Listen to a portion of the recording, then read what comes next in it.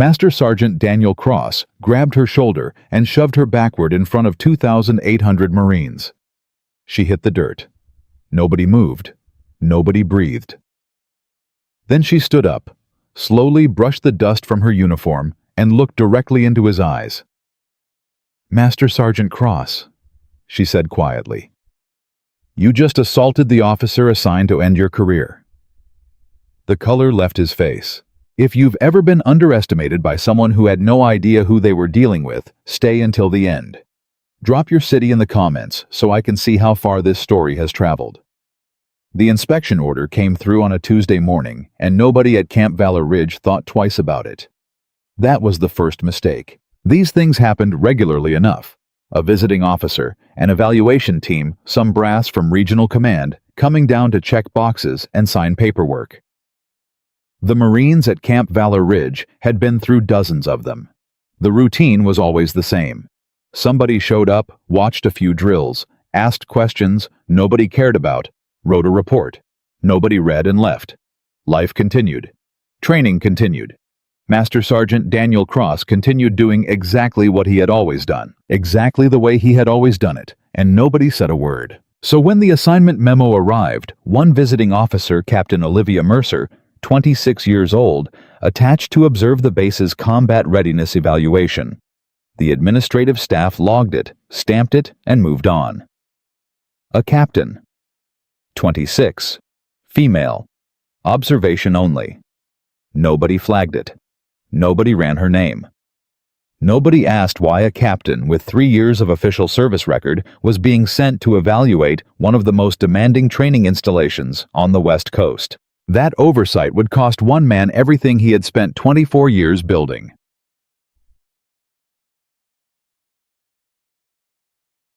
Master Sergeant Daniel Cross arrived at the training field at 05:15, the way he always did. Before the sun had fully committed to rising. Before most of his instructors were fully awake. Before anyone could have the psychological advantage of being there first. Because Cross understood something that most people only half understood: presence was power. Who arrived first set the tone. Who set the tone controlled the room. Who controlled the room controlled the people inside it. He had believed that for 24 years. It had never failed him. He walked the length of the field the way a man walks through a kingdom he has built with his own hands. Every drill station, every obstacle course section, every weapons rack, he knew the precise history of each one. He had designed most of them. He had broken recruits on all of them. He had turned frightened 18-year-olds into Marines on these grounds, and while the methods weren't always gentle, the results were undeniable.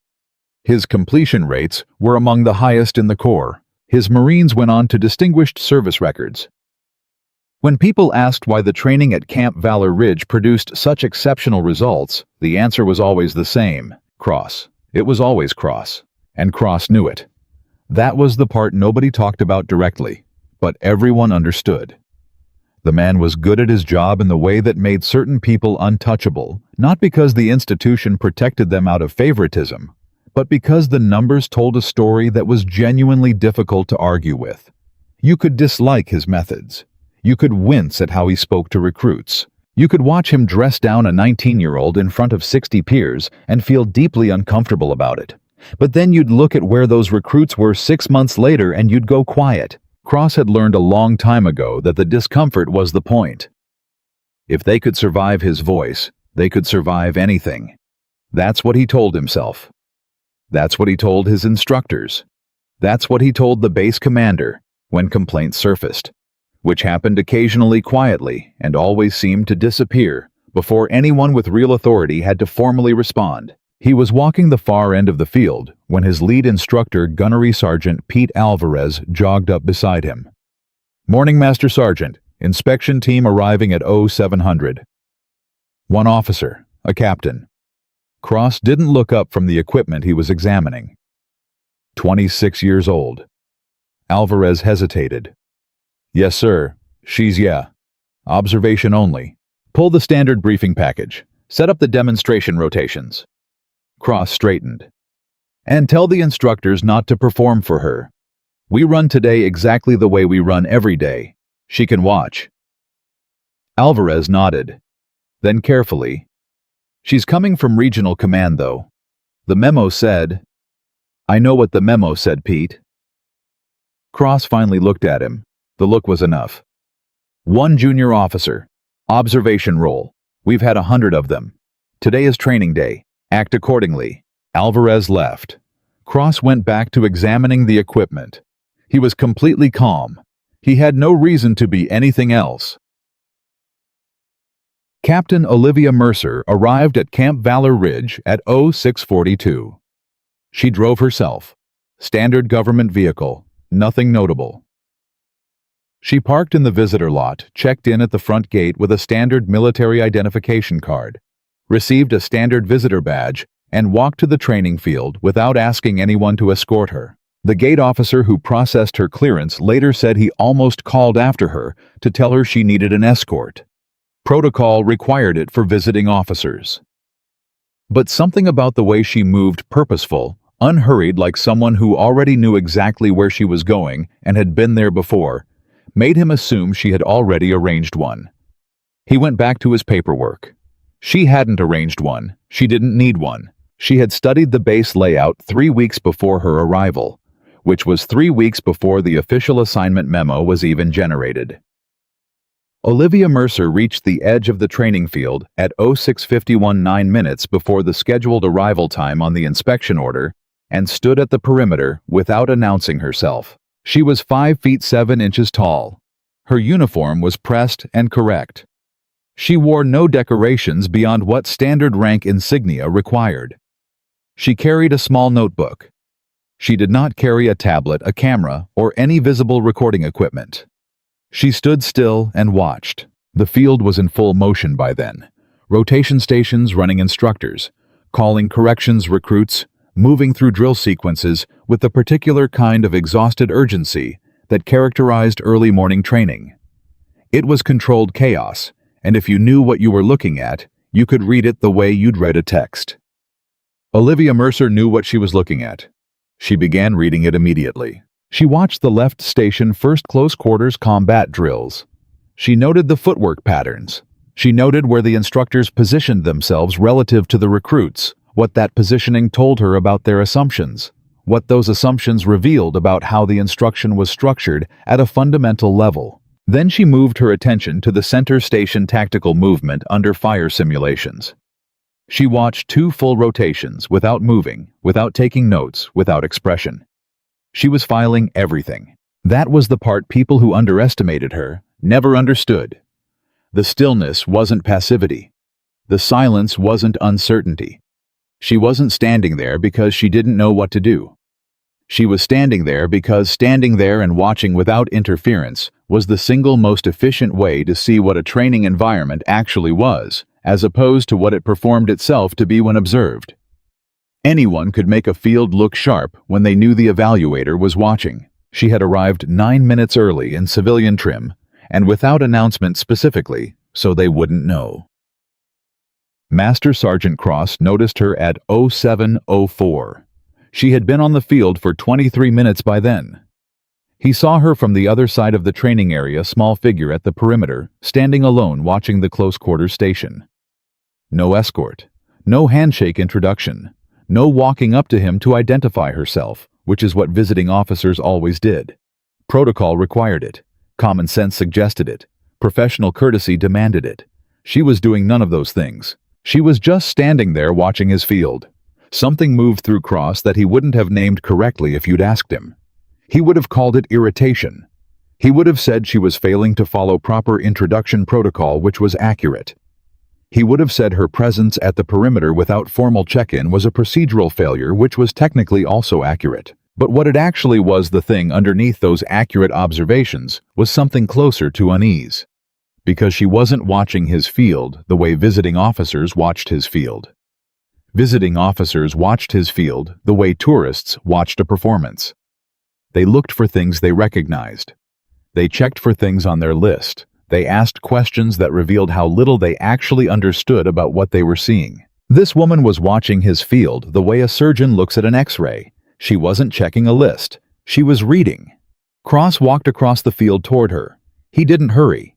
He moved the way he always moved, with the deliberate authority of someone who owned the ground beneath his feet. The Marines in his path adjusted their movement automatically the way water parts around a stone. He was aware of this. He was always aware of this. He stopped 6 feet from her. She didn't react to his approach, didn't turn, didn't adjust her posture, kept her attention on the drill station. "Captain." His voice carried the specific weight he'd spent 2 decades calibrating, not quite a reprimand, not quite a greeting, something exactly between them. "You were supposed to check in at the front office." She turned then, not quickly, not slowly, simply turned the way someone turns when they've finished with what they were doing. "I did check in," she said. "Gate officer logged me at 0642. I have the timestamp if you need it." The directness of it caught him slightly. "Protocol requires an escort to the field." "The escort wasn't at the gate when I arrived." She said it without apology, without challenge, simply as a fact. "I know the base layout. I came directly here rather than delay the evaluation schedule." Cross looked at her for a moment. Young. Younger than he'd expected even from the memo. Clear eyes. No visible discomfort at being studied by him, which was unusual.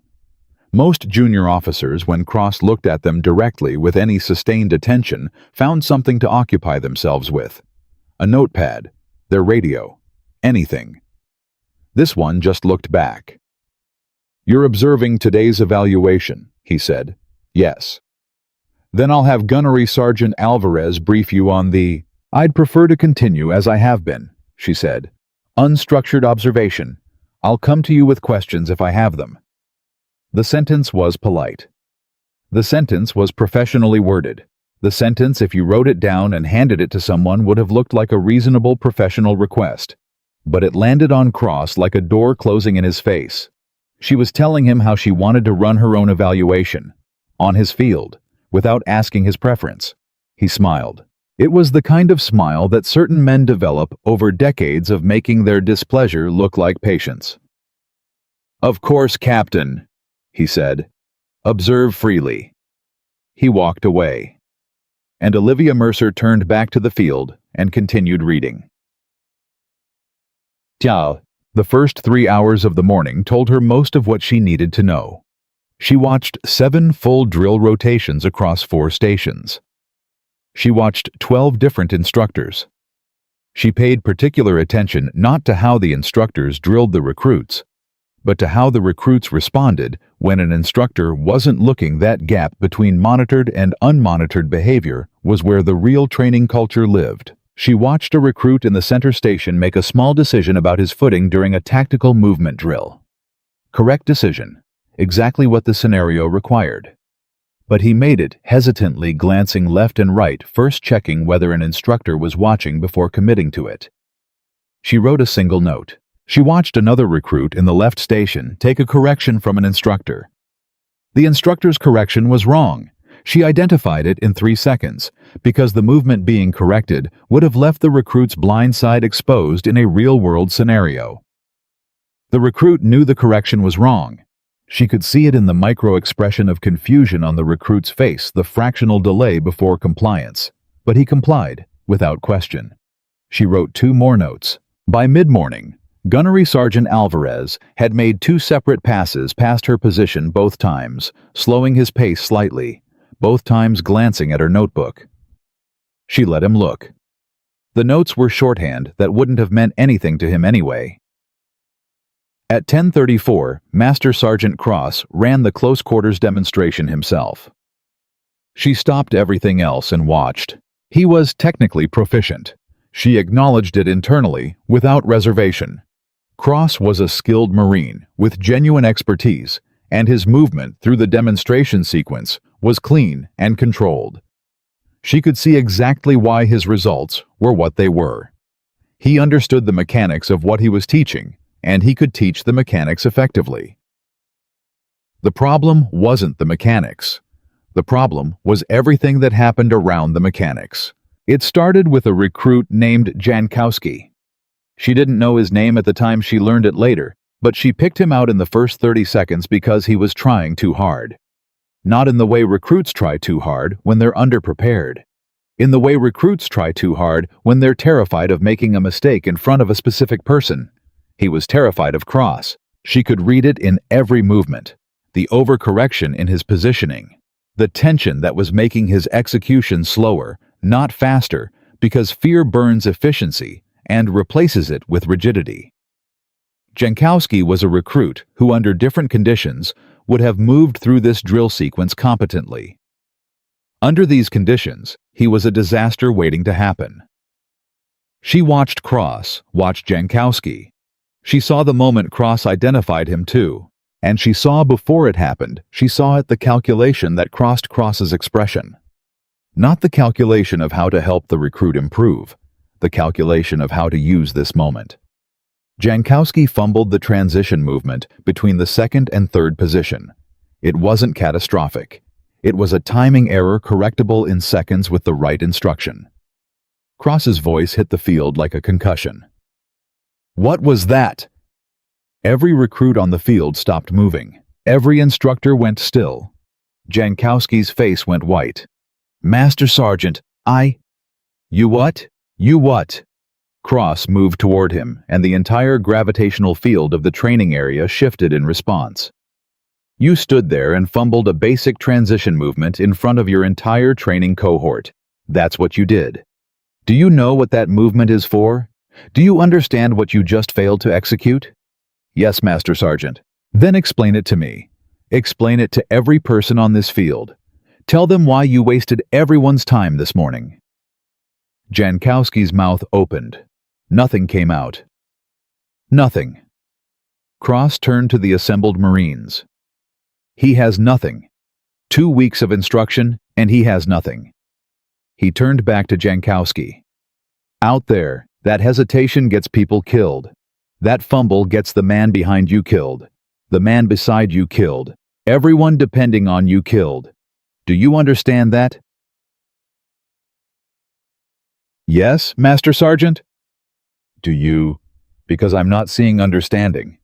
I'm seeing someone who's going to get people killed." Olivia Mercer set down her pen. She walked onto the field. She covered the distance between her observation position and the center of the demonstration area in approximately 12 steps. She was aware that every eye on the field was tracking her movement. She was aware that Cross had his back to her and did not yet know she was approaching.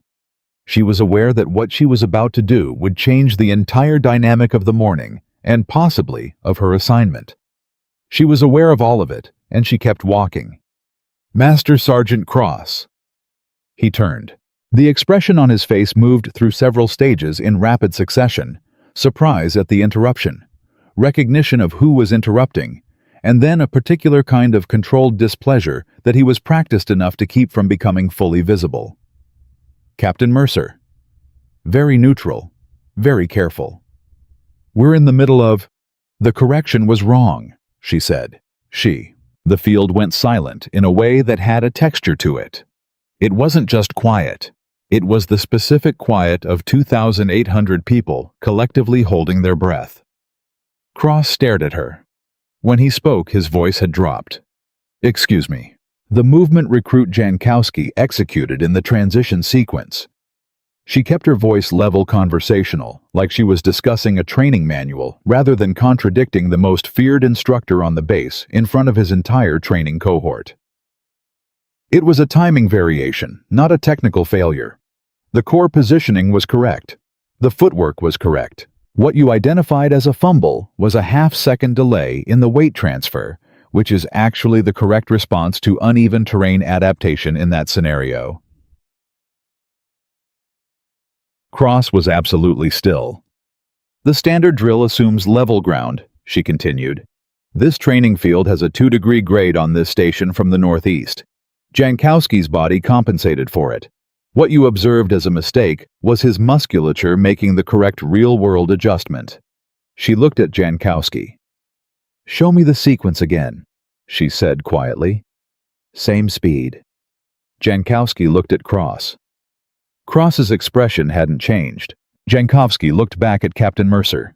Something shifted in his face, some decision being made in the fraction of a second. Then he moved into the sequence. He executed it cleanly. The half-second variation was there again in exactly the same place for exactly the same reason. Mercer looked at Cross. "That's the correct execution," she said. The silence that followed was unlike anything the field had produced all morning. Cross's instructors were not looking at him, not looking at Mercer, looking at the ground, at the equipment, anywhere that wasn't the center of what was unfolding. Cross stepped toward her. One step. Deliberate. "Captain." The word landed like a dropped weight. "With respect, I have 24 years in this Corps. I have trained more Marines than you have years of service. What I'm looking at when I look at that recruit's execution, I promise you goes beyond what's in a training manual."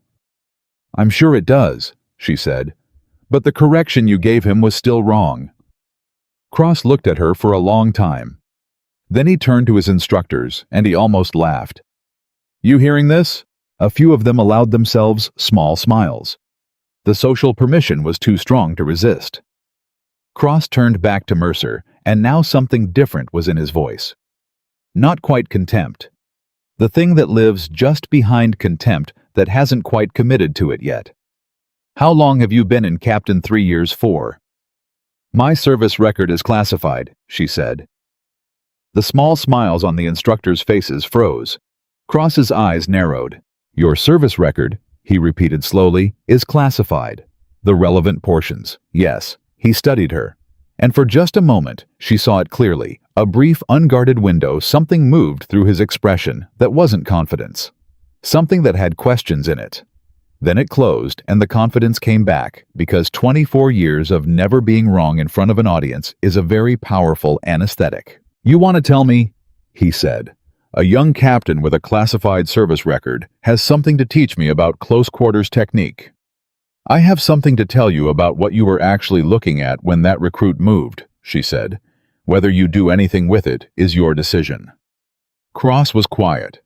Then he looked at the field, at the Marines watching, at the scale of the audience assembled around this moment, and she saw him make his choice. "Fine," Cross said.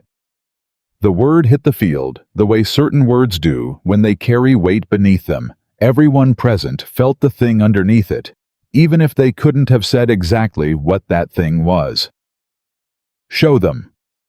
He swept a hand toward the demonstration area.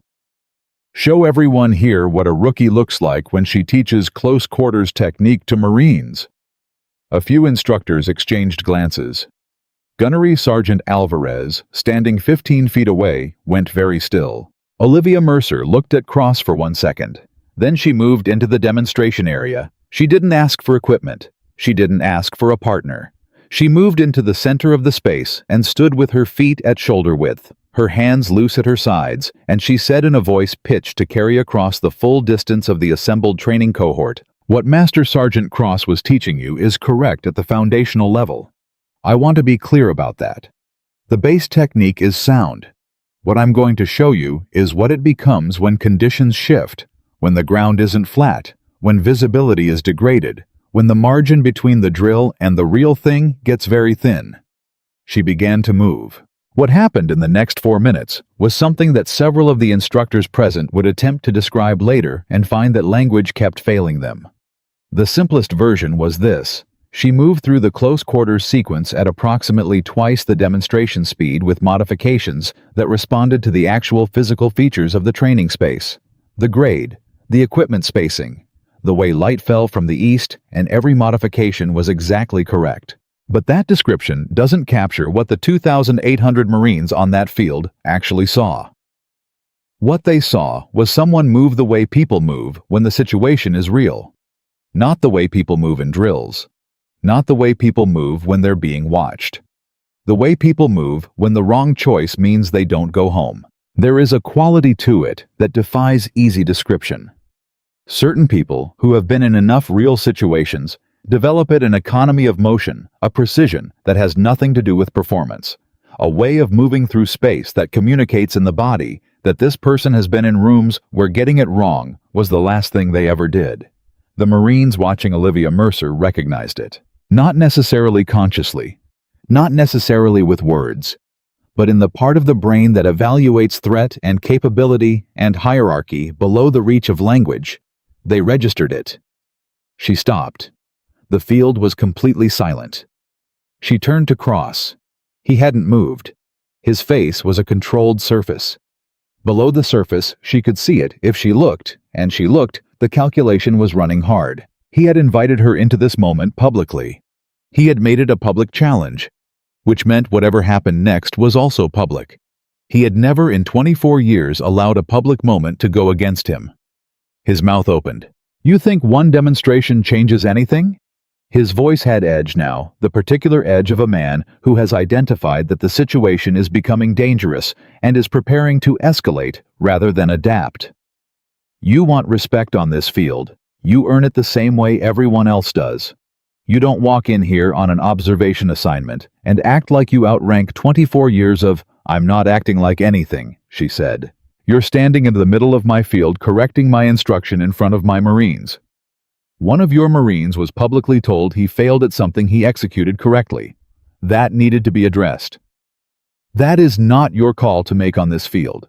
The volume of it rolled across the training area.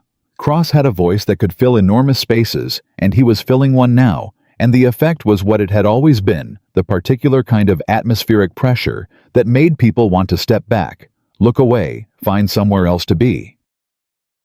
Mercer didn't move. "You're right that it's your field," she said, at a volume that was nearly conversational. Everyone could still hear it. The contrast made it more powerful, not less. "You're also right that I'm here in an observation capacity. What I'm observing right now is relevant to that capacity. You want to observe?" Cross stepped toward her. "Here's something to observe. On this field, authority is earned, not assigned, not carried in like a certificate. You walk in here at 26 years old with your classified service record and you think, 'I think Recruit Jankowski executed that transition correctly,'" she said. "And I think you knew it when you watched it. And I think you chose that moment to make an example anyway. And I think the Marines on this field know exactly what I'm talking about." Complete silence. Cross had closed to within 4 feet of her. Nobody was pretending to look elsewhere anymore. Everyone was watching. This was the moment. Cross felt it. She could see him feel it, the way the field had turned, the way the attention had crystallized into something that was waiting for a resolution. In all his years, in all the hundreds of moments like this, but smaller, he had always been the resolution. He had always been the conclusion of these moments. And now, for the first time in 2 decades, he was not sure he was. That uncertainty was the most dangerous thing in the world to a man like Cross. What he did with it was what ended everything. He grabbed her shoulder and shoved her backward. The motion was hard enough that she went off her feet and landed on the dirt. And for 4 full seconds, nobody on that field made a sound. Not the 2,800 Marines, not the 12 instructors, not Gunnery Sergeant Alvarez, who had known Cross for 11 years and had never seen him do anything like this, and would spend the rest of his career trying to understand the moment he failed to stop it. Nobody made a sound. Olivia Mercer lay on the ground. She looked up at the sky. Then she got up. She stood, and she brushed the dirt from her uniform, from her left shoulder, from her right knee. She did it methodically, without rushing, without any of the urgency of someone processing shock or pain or rage, because she felt none of those things in the way a person feels them when they're surprised. She had known this was possible. She had known what she was walking into. She had walked in anyway. When the dirt was gone, she looked at Cross. His chest was moving too fast. The rest of him was trying to hold a position, the position of a man who had just done what he meant to do, but his breathing was already telling the true story. He had already understood what he had done. He was already trying to rebuild a wall around the understanding. "Master Sergeant Cross," she said. Her voice was completely steady. "You just assaulted the officer who came here to evaluate you." Cross opened his mouth. Nothing came out, because from the far end of the field, 3 figures in command-level uniform were already moving toward them. Colonel James Whitmore at the front, moving with a speed that hadn't been seen on this field in a very long time. And Olivia Mercer didn't turn around to watch them come. She kept her eyes on Cross. She had plenty of time. She had planned for exactly this. Colonel James Whitmore covered the length of that field faster than a man his age and rank was supposed to move. The two officers flanking him had to work to keep pace, and neither of them said a word, because the colonel's face was communicating everything that needed to be communicated, and it wasn't communicating anything anyone wanted to interrupt. Cross saw him coming. Something shifted in his posture. Not collapse, not yet, because 24 years of authority doesn't collapse in a single second, not even after a single catastrophic decision. What happened was more like a structural adjustment, the way a building shifts when one of its foundational assumptions is suddenly removed. He was still standing. He was still holding the shape of the man who owned this field. But the certainty had gone out of it, and everyone watching could see exactly where it had gone. It had gone the moment Olivia Mercer stood up and brushed the dirt off her uniform without looking at him. Whitmore stopped 3 feet from them. He looked at Mercer first, took in the dirt still faintly visible on her left sleeve, the absolute composure on her face, the fact that she wasn't breathing hard, or trembling, or doing any of the things people do when someone twice their size has just put them on the ground in front of thousands of witnesses. Then he looked at Cross. "Master Sergeant." 2 words, loaded with something that was almost grief. Cross straightened reflexively. 24 years of muscle memory. "Colonel Whitmore, sir, the captain was—" "Don't." Whitmore's voice was quiet, which made it worse. A man who raises his voice is processing something. A man who goes quiet has already processed it and arrived somewhere on the other side. "Don't do that right now." Cross closed his mouth. Whitmore turned to the field. 2,800 Marines, not one of them moving. Not one of them speaking, every single one of them, watching the way people watch things. They understand. They will spend the rest of their lives remembering. "Training is suspended," Whitmore said. Not loudly, but his voice carried. "Rotations hold. Instructors stand by." He turned to Mercer. "Captain, my office." "Yes, sir." Whitmore turned and walked. Mercer followed. The 2 flanking officers fell in behind them, and the group crossed the field in a silence so complete that the sound of boots on the training ground was audible for 50 yards in every direction. Cross stood where he was. He stood there for a long time. Gunnery Sergeant Alvarez came up beside him eventually. Alvarez, who had been his right hand for 11 years, who had cleaned up a dozen situations that came close to the line without crossing it, who had quietly managed every complaint and every near miss, and every moment when Cross pushed too far and needed someone to steady the aftermath. Alvarez stood next to him and said nothing, because there was nothing to say. What had happened in the last 11 minutes of Cross's career could not be managed. It could not be steadied. There was no version of the next phone call, the next report, the next conversation with legal counsel that made this into something other than what it was. A senior enlisted Marine had physically assaulted a commissioned officer in front of the largest assembled training cohort on the West Coast. On video. Because there were always cameras on the training field. Cross had known that. He had known that, and he had done it anyway. Whitmore's office door had barely closed before he turned around. "Tell me about your actual assignment," he said. Mercer stood at ease in front of his desk. She didn't sit. He hadn't offered, and she wasn't the kind of officer who needed the signal. "The observation assignment was a cover, sir," she said. "Partial cover. The observation component was genuine. I was here to evaluate the training program. The scope of the evaluation was broader than the memo indicated." "How much broader?" She reached into her uniform pocket and placed a document on his desk. Whitmore looked at it without picking it up first. Then he picked it up. He read the first paragraph. He set it back down. He sat back in his chair and looked at her with an expression that had several components moving through it at the same time. Recognition. Something close to discomfort, and underneath both of those, a thing that was almost respect. "Force recon evaluation," he said. The training program at Camp Valor Ridge has produced 12 Force Recon candidates in the last 3 years, she said. 11 of them have either failed to complete the qualification course or have been flagged for psychological evaluation within 18 months of field deployment.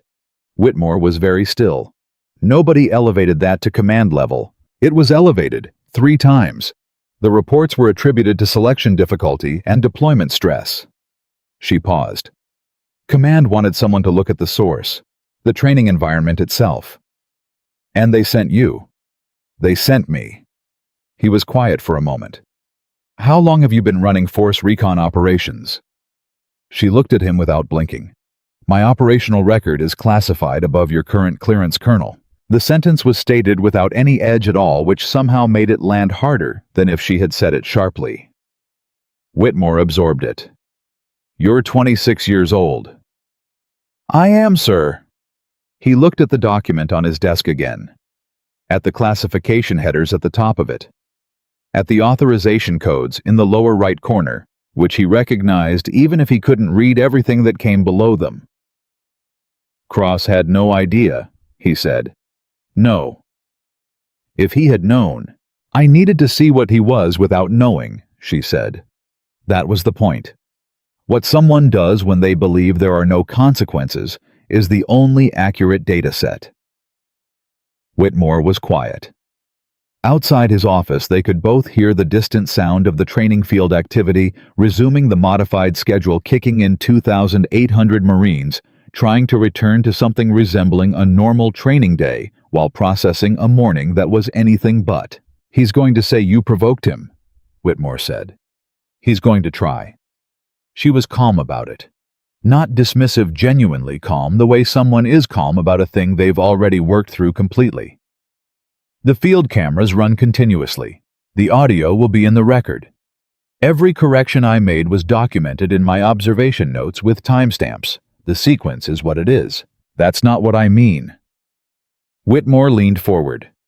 He's going to say you came onto this field with a hidden agenda. He's going to say the classified assignment was designed to set him up. People will listen to that, Captain. He has allies in this corps, some of them senior. She looked at him. I know, she said. And I came here anyway.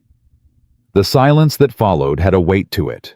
Whitmore looked at her for a long time. At the composed face, the steady eyes, the absolute absence of the anxiety that should have been present in a 26-year-old officer who had just triggered the professional destruction of a 24-year veteran with powerful allies in a military institution that did not always treat women well when things became complicated. Who else knows about your actual assignment? He said. My direct chain of command, the authorizing general. Your base is the 3rd I've evaluated in this program.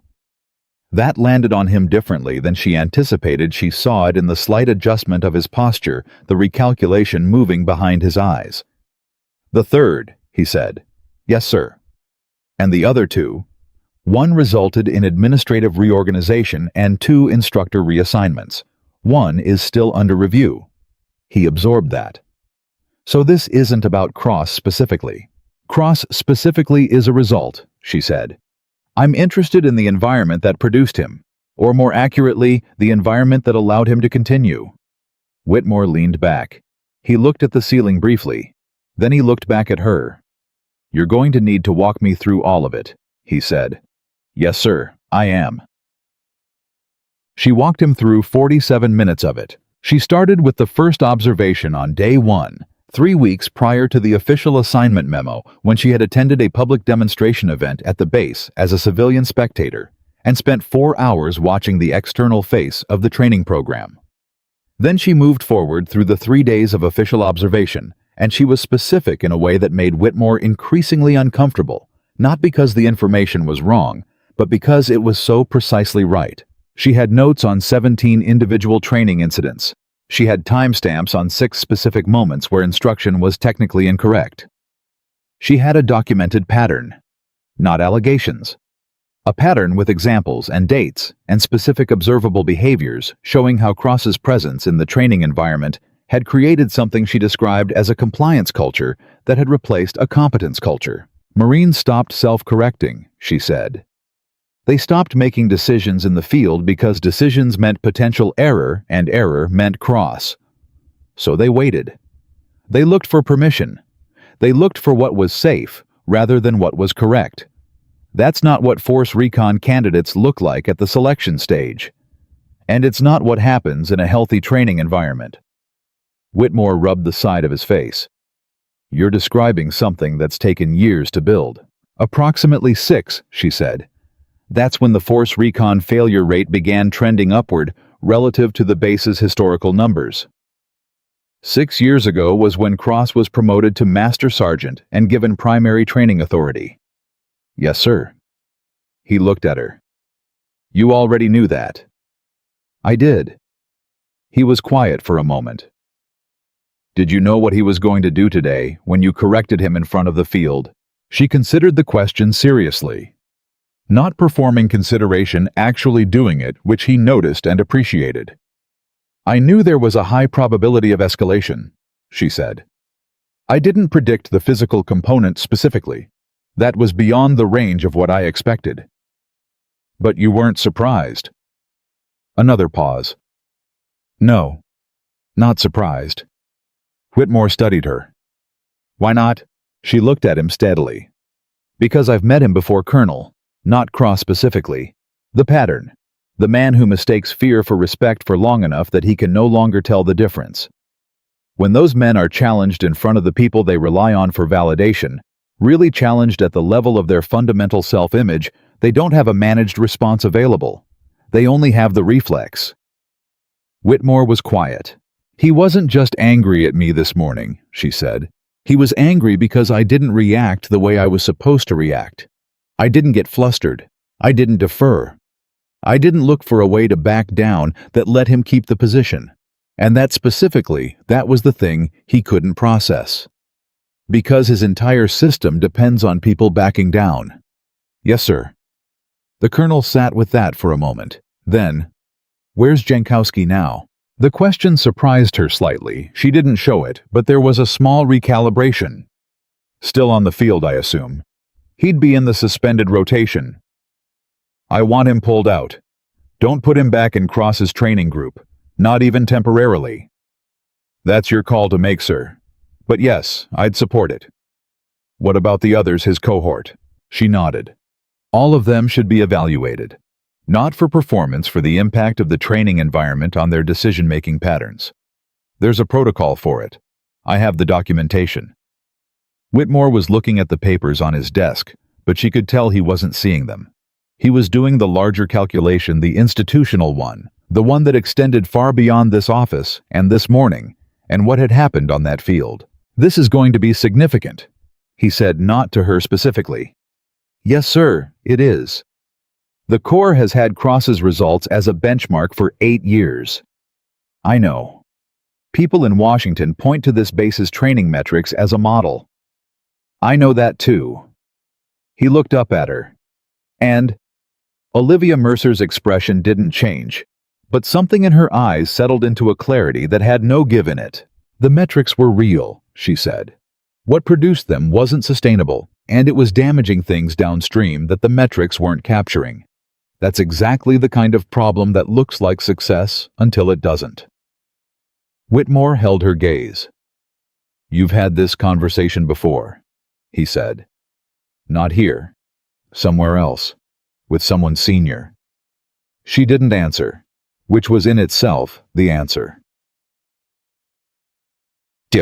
Cross was in the adjacent conference room with a JAG officer when Whitmore came out of his office. He had been there for 40 minutes, and the 40 minutes had not been kind to him.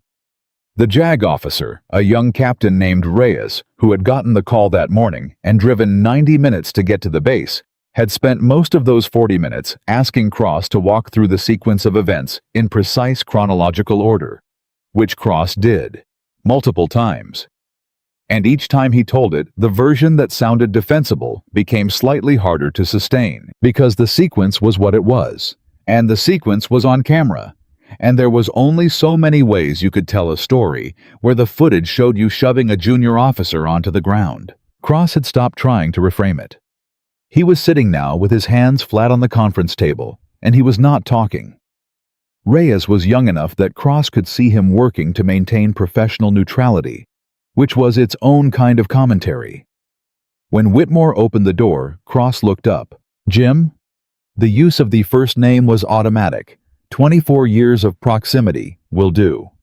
That will make formality feel like punishment. And Cross caught himself on it immediately, and the catch itself communicated something he hadn't meant to communicate, which was that he already knew how completely the power dynamic in this room had shifted. "Colonel?" "Dan." Whitmore came in and sat across from him. "Captain Reyes, give us a minute." Reyes gathered his notes and left. The two men sat across from each other. "How long have we known each other?" Cross said. 14 years.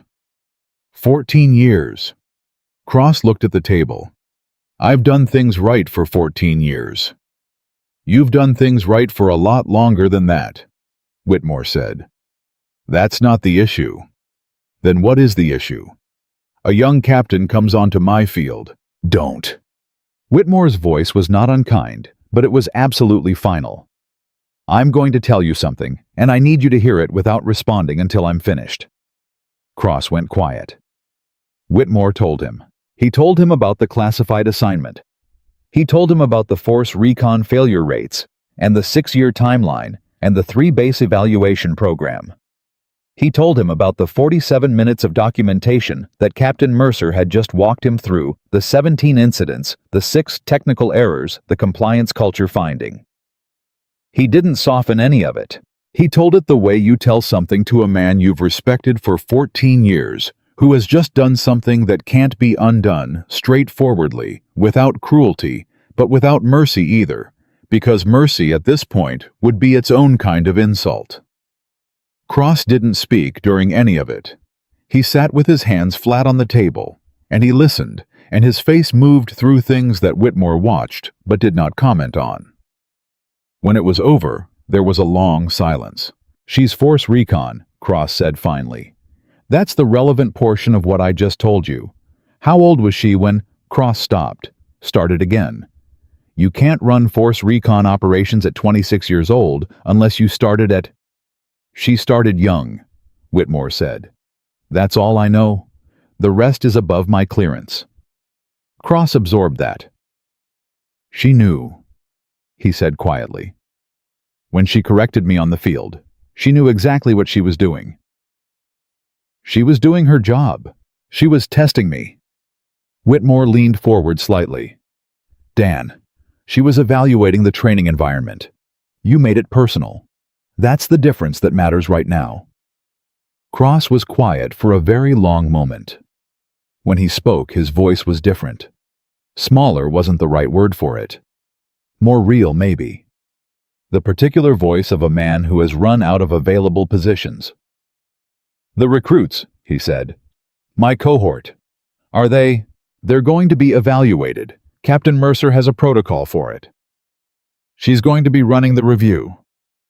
"Part of it, yes." Cross looked at his hands. "The Jankowski kid," he said. Whitmore waited. "I knew the movement was right."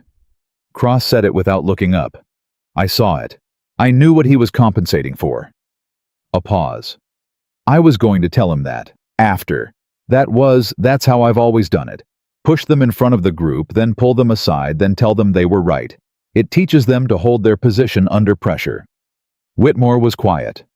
"She didn't give me the chance," Cross said. "She stepped in before—" "Dan." Whitmore's voice was not harsh. It was something harder than harsh.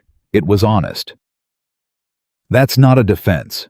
What you just described is using a 19-year-old recruit's public humiliation as a teaching tool. Whether you plan to correct it privately later doesn't change what the public moment did to him, or to everyone watching." Cross said nothing. "You knew she was right," Whitmore said. "On the field, about the technique, about Jankowski. You knew, and you escalated anyway, because she said it in front of your Marines and you couldn't let it stand." Still nothing. "That's the thing we have to talk about, Dan. Not what you know technically. What you did with the situation when someone challenged you in front of people you needed to be right in front of." Whitmore leaned back. She walked onto your field and corrected you, and you shoved her onto the ground. In front of cameras. In front of 2,800 Marines. Cross closed his eyes. For the first time in 24 years of visible composure, the thing he kept behind the composure was briefly completely visible. It wasn't defiance. It wasn't even regret exactly. It was grief.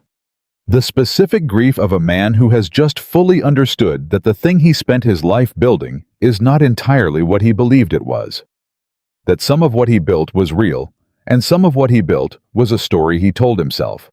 And the camera footage running in some JAG server somewhere right now was going to make the distinction permanent and public and utterly beyond argument. He opened his eyes. "What happens now?" he said. "Reyes comes back in," Whitmore said. "You answer his questions. All of them.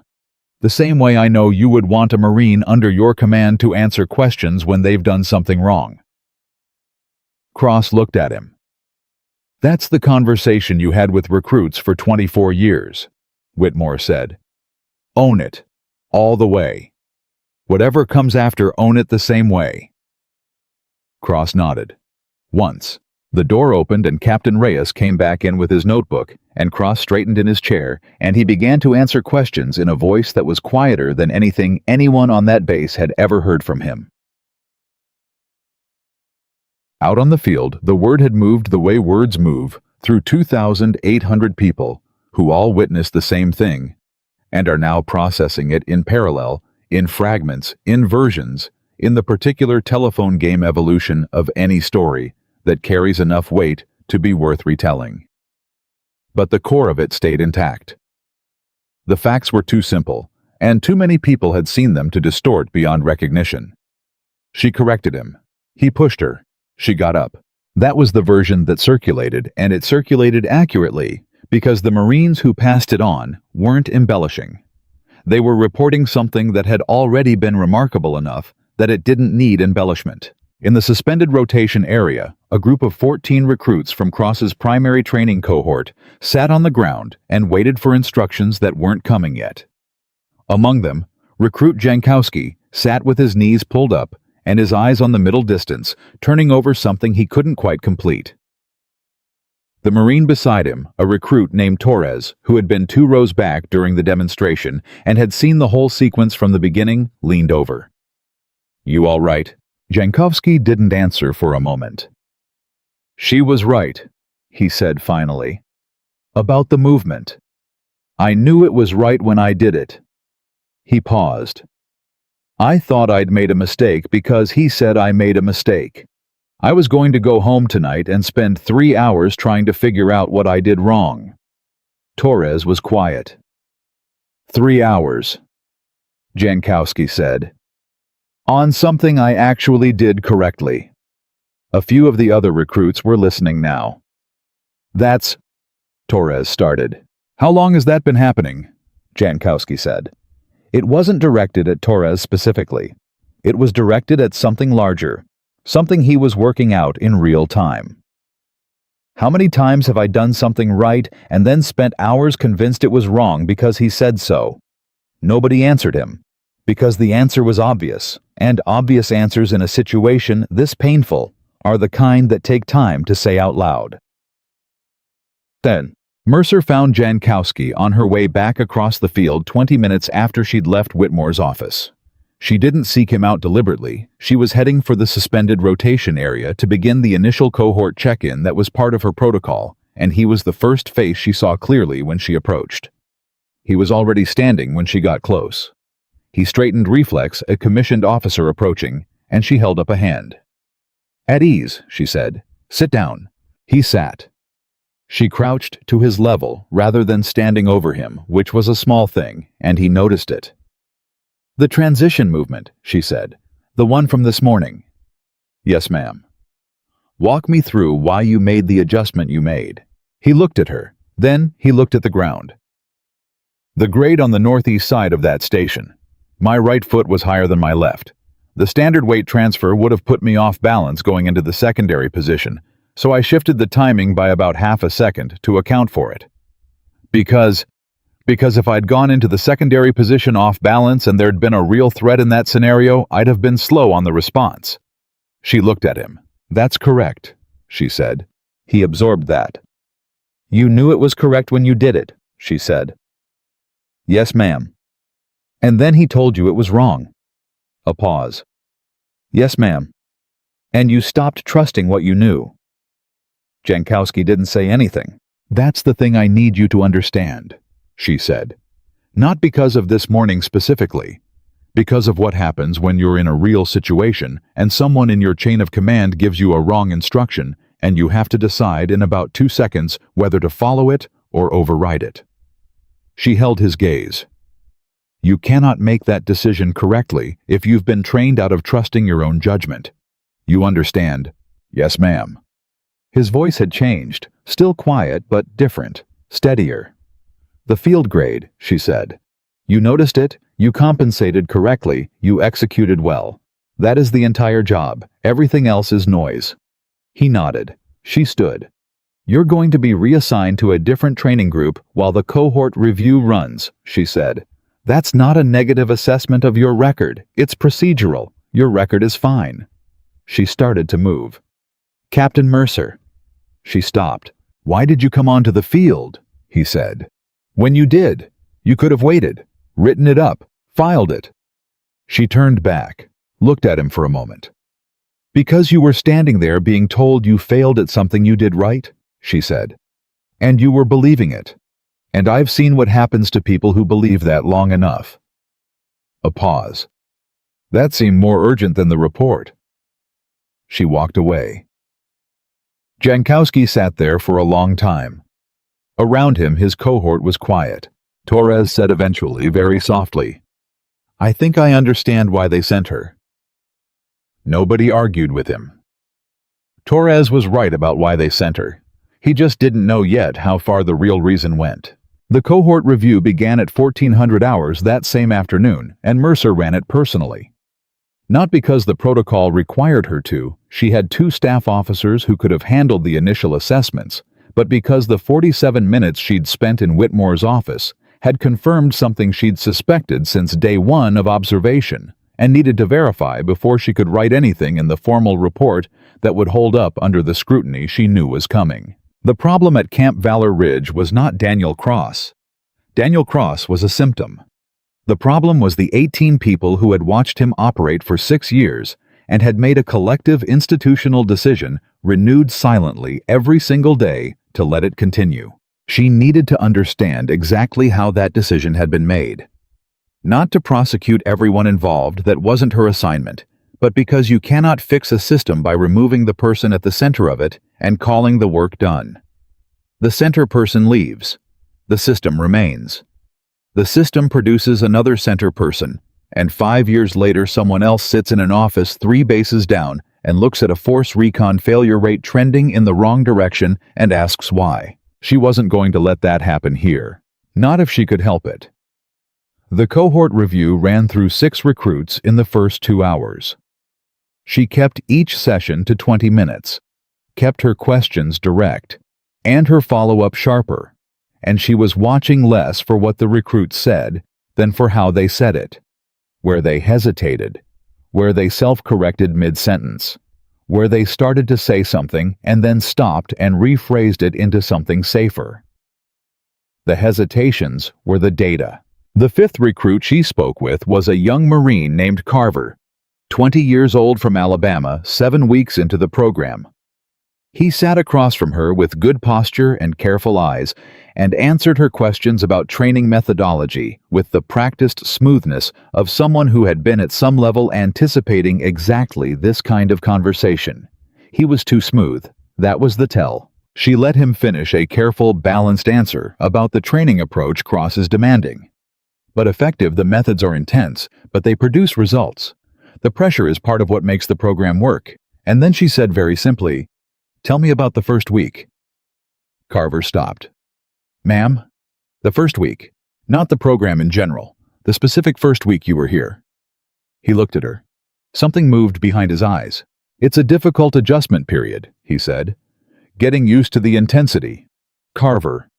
She said his name the same way she said everything, without edge, without warmth she didn't mean. I've been watching this program for 3 weeks. I've seen the footage from 6 months of training cycles. I know what the first week looks like. What I'm asking you is what your first week felt like. A long pause. When he spoke again, the smoothness was gone. There was a guy in my intake group, he said slowly, named Obrecht, really talented. One of the best athletes in the cohort. First day on the field, Master Sergeant Cross singled him out. Corrections basically non-stop from the first drill through the last. Most of the corrections were things every other recruit was also doing, but Obrecht was the one who got called on them. Mercer waited. By day 3, Obrecht was second-guessing everything. Every movement, every decision. You could see it, he'd start something and then stop and look around to see if he was doing it wrong before he finished it. Carver paused. He washed out by day 12. Left the program. What do you think happened? Carver looked at her steadily now. I think Cross identified him as someone who might challenge him eventually. Obrecht had that quality. He wasn't disrespectful, but he thought for himself. You could see it, and I think Cross took care of it before it could become a problem. The word hung in the air. Took care of it. Did you talk to anyone about what you observed? I talked to Gunnery Sergeant Alvarez. Mercer's attention sharpened, though nothing in her expression changed. What did Alvarez say? He said that Cross had high standards and that the program wasn't for everyone. Carver's jaw tightened slightly. He said that if Obrecht couldn't perform under pressure, then the selection process had worked correctly. Did you push back? A long pause. No, ma'am. Why not? Carver looked at his hands, then back at her. Because I still had 11 weeks left in the program, and because Obrecht wasn't the first one, he was the third. By the time he washed out, I'd already figured out the pattern, and I'd already figured out that the people who pushed back became the next Obrecht. The room was very quiet. So you learned to be invisible, she said. I learned to be correct, he said. Keep my head down, execute well, don't give him a reason to look at me. And that worked. Yes, ma'am. She looked at him. How does it feel to have spent 7 weeks becoming very good at being invisible? Carver didn't answer right away. The question had caught him somewhere real, somewhere he hadn't prepared a managed response for. It feels like I'm getting good at the wrong thing, he said finally. Mercer wrote a single line in her notebook. Thank you, Carver, she said. That's all. Alvarez was waiting outside the room when she came out. He'd been waiting for 40 minutes, which meant he'd been there since before she finished the 4th recruit session. She'd known he was there, the staff officer running the schedule had told her, and she'd let him wait because the waiting itself was information. A man with nothing to be concerned about doesn't wait 40 minutes outside a review session. She stopped in front of him. Alvarez was 43 years old, 11 years Cross's second in command, and he looked like a man who had been doing a quiet, internal reckoning for the last 6 hours.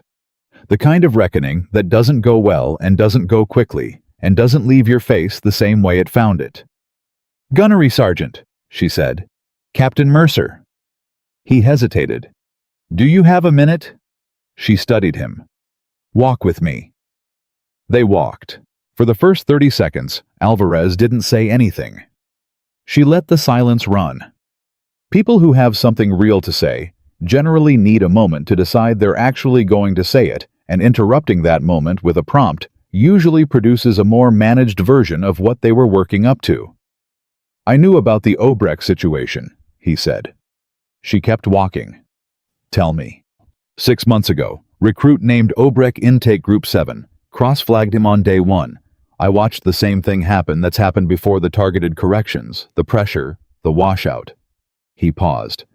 I told myself it was the process working, that if a recruit couldn't handle that level of scrutiny, then he wasn't force recon material. But you didn't believe that. He was quiet for a step. 2 steps. No, I didn't believe that. Obrecht was good. Really good. He was probably the best physical candidate in that intake group. Another pause. But he didn't perform the right kind of deference, and Cross noticed. How many times have you watched that sequence? Alvarez's answer came slowly. More times than I want to count. And you never filed a report. I filed one, 14 months ago. Went to the base administrative office.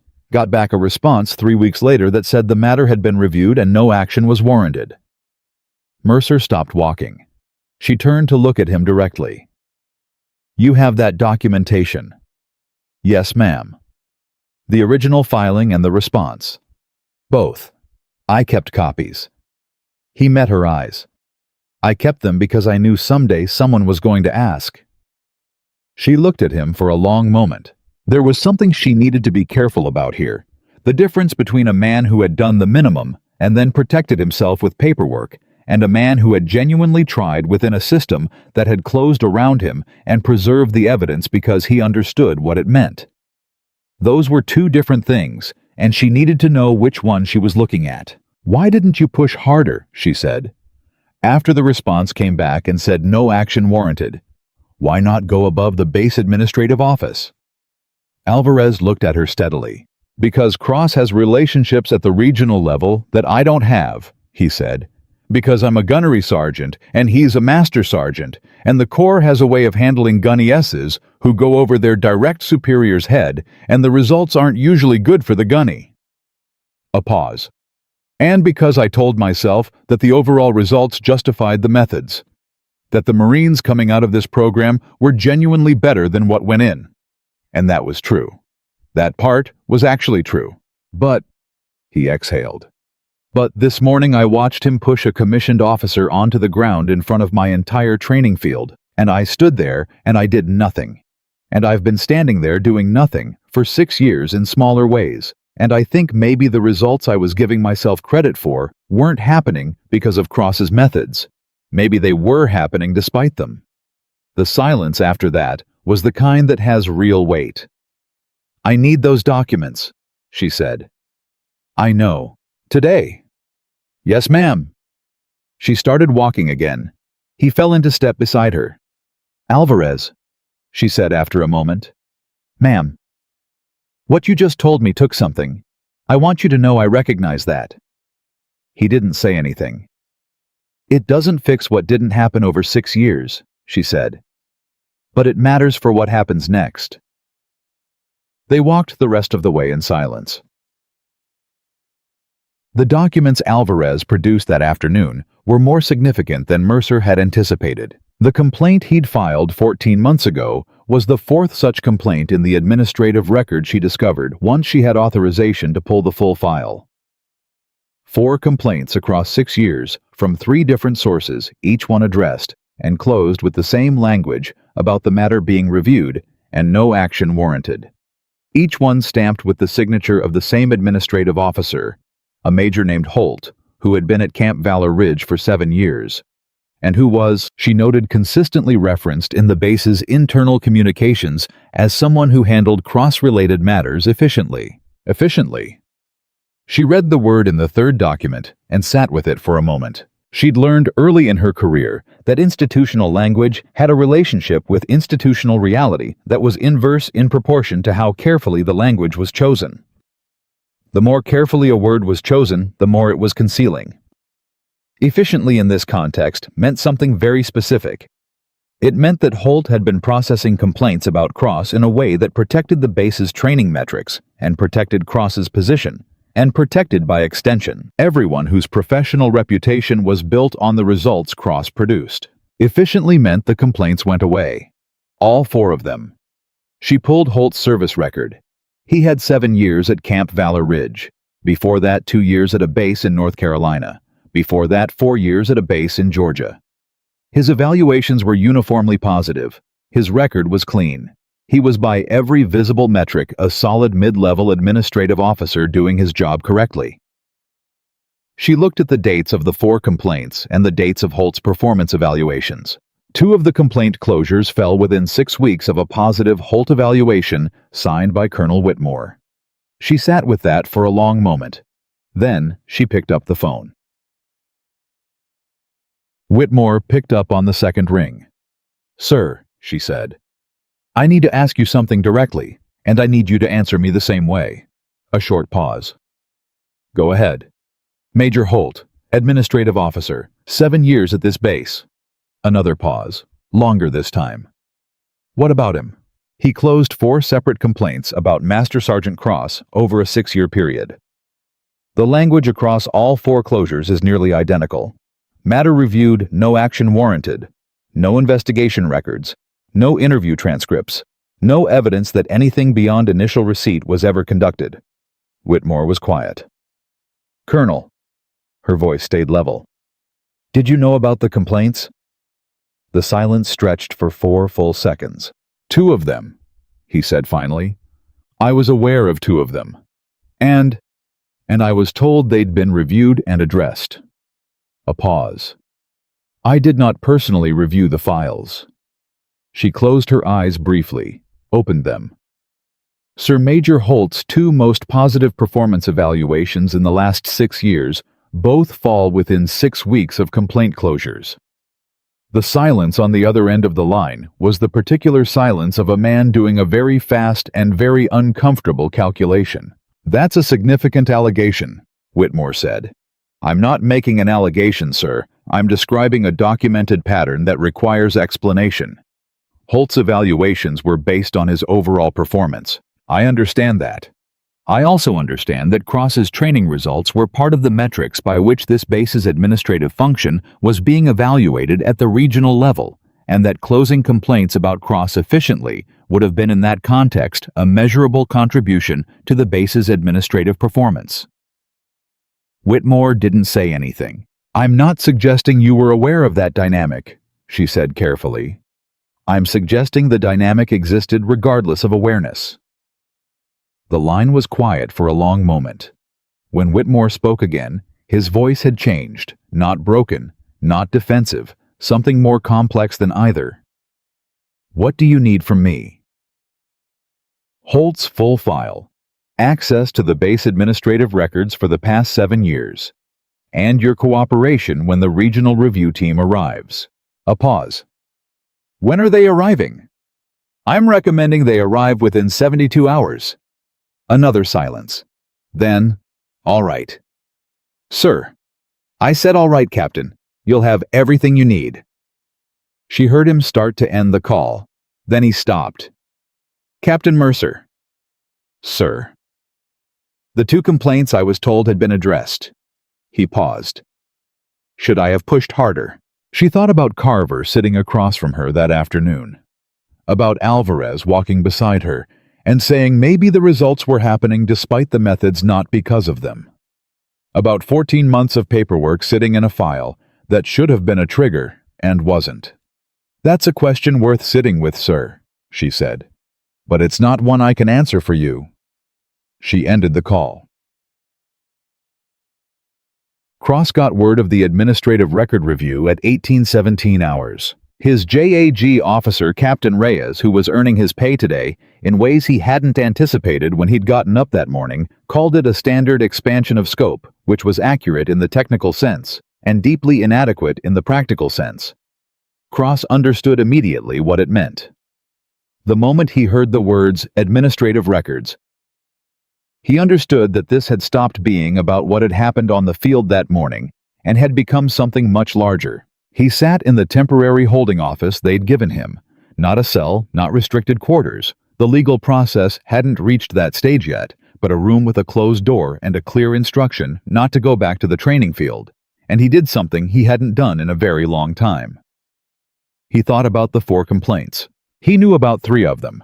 The 4th one, Alvarez's 14 months ago, he hadn't known about, which meant Alvarez had filed it quietly and Holt had closed it quietly. And nobody had told Cross, which meant either Holt was operating more independently than Cross had assumed, or there was a version of Holt's involvement that was more complicated than Cross had wanted to examine. He thought about Holt's evaluations. He thought about the specific conversations he'd had with Holt over 6 years. The easy professional relationship, the drinks at the officers' club, the occasional comment from Holt that things got handled, that the paperwork was clean, that Cross shouldn't worry about the noise. He'd told himself that was institutional support. That was what it looked like when the institution recognized that results mattered and protected the people who produced them. He sat with that interpretation for a long time. Then he sat with the other interpretation. The other interpretation was worse, and it was more accurate, and he could feel the accuracy of it the way you feel a fracture, not loudly, not dramatically, but with a precise and specific pain that is completely unlike anything else and cannot be mistaken for what it is not. The door opened, and Reyes came in. "How bad?" Cross said. Reyes sat down. He was a measured man. Reyes. He gave information like he was handing over something fragile and wanted to be sure it arrived intact. "The scope has expanded. Captain Mercer is recommending a regional review team within 72 hours. The administrative record review is going to surface the complaint history. I know about the complaints. 3 of them." Cross looked at him. "There are 4. Reyes paused. "You knew about 3. Alvarez filed one 14 months ago. I found out tonight." A beat. He told her. He walked over to her with everything he had. Reyes was careful not to let his expression say too much. "That's his right. I know it is." Cross's voice was flat, not bitter. Something past bitter, something that had run through bitterness already and come out the other side into something quieter. "I would have told him to do the same thing, in training. I would have told every recruit in my program when you see something wrong, you document it, you report it, and you keep the record." He stopped. Reyes waited. "I would have told them that," Cross said. "And then what happened? And then I became the thing that was wrong." He said it without performance, without the self-pity that would have made it easier to dismiss. He said it like someone reading a sentence in a document and recognizing their own name.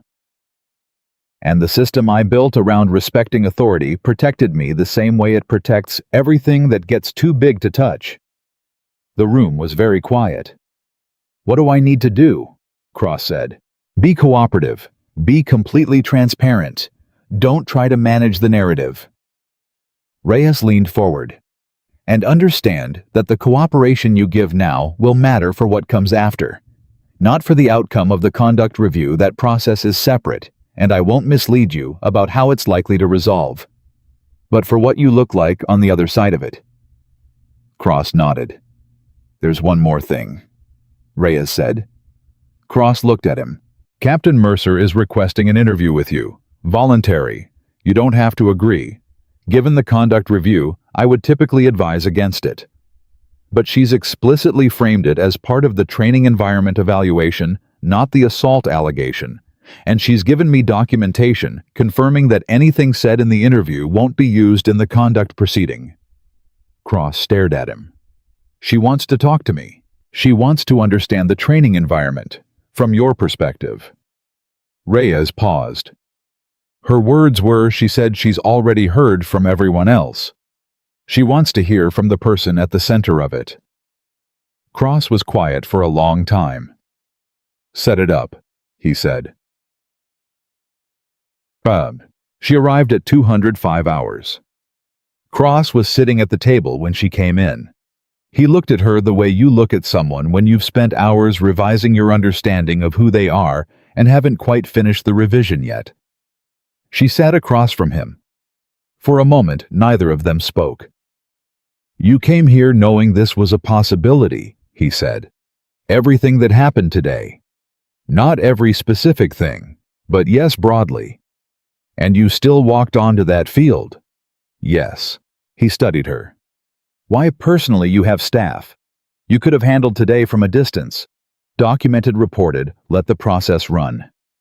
She looked at him. "I needed to see the system in motion. You can't evaluate a training culture from reports. You have to be in the room." "You had to be in the room where I'd push you." A pause. "I had to be in the room where the system revealed itself. What the system did with my presence was the system's choice." Something moved across his face. Not anger anymore. Something more complicated and more honest. "Fair." She opened her notebook. "I need to ask you about the force recon failure rates." He didn't flinch. "Ask." 12 candidates in 3 years. 11 failures or psychological flags. Did you see a pattern? Yes. No hesitation. About 8 months ago, I wrote an internal assessment. Mercer's pen stopped moving. You wrote an assessment. 14 pages, detailed.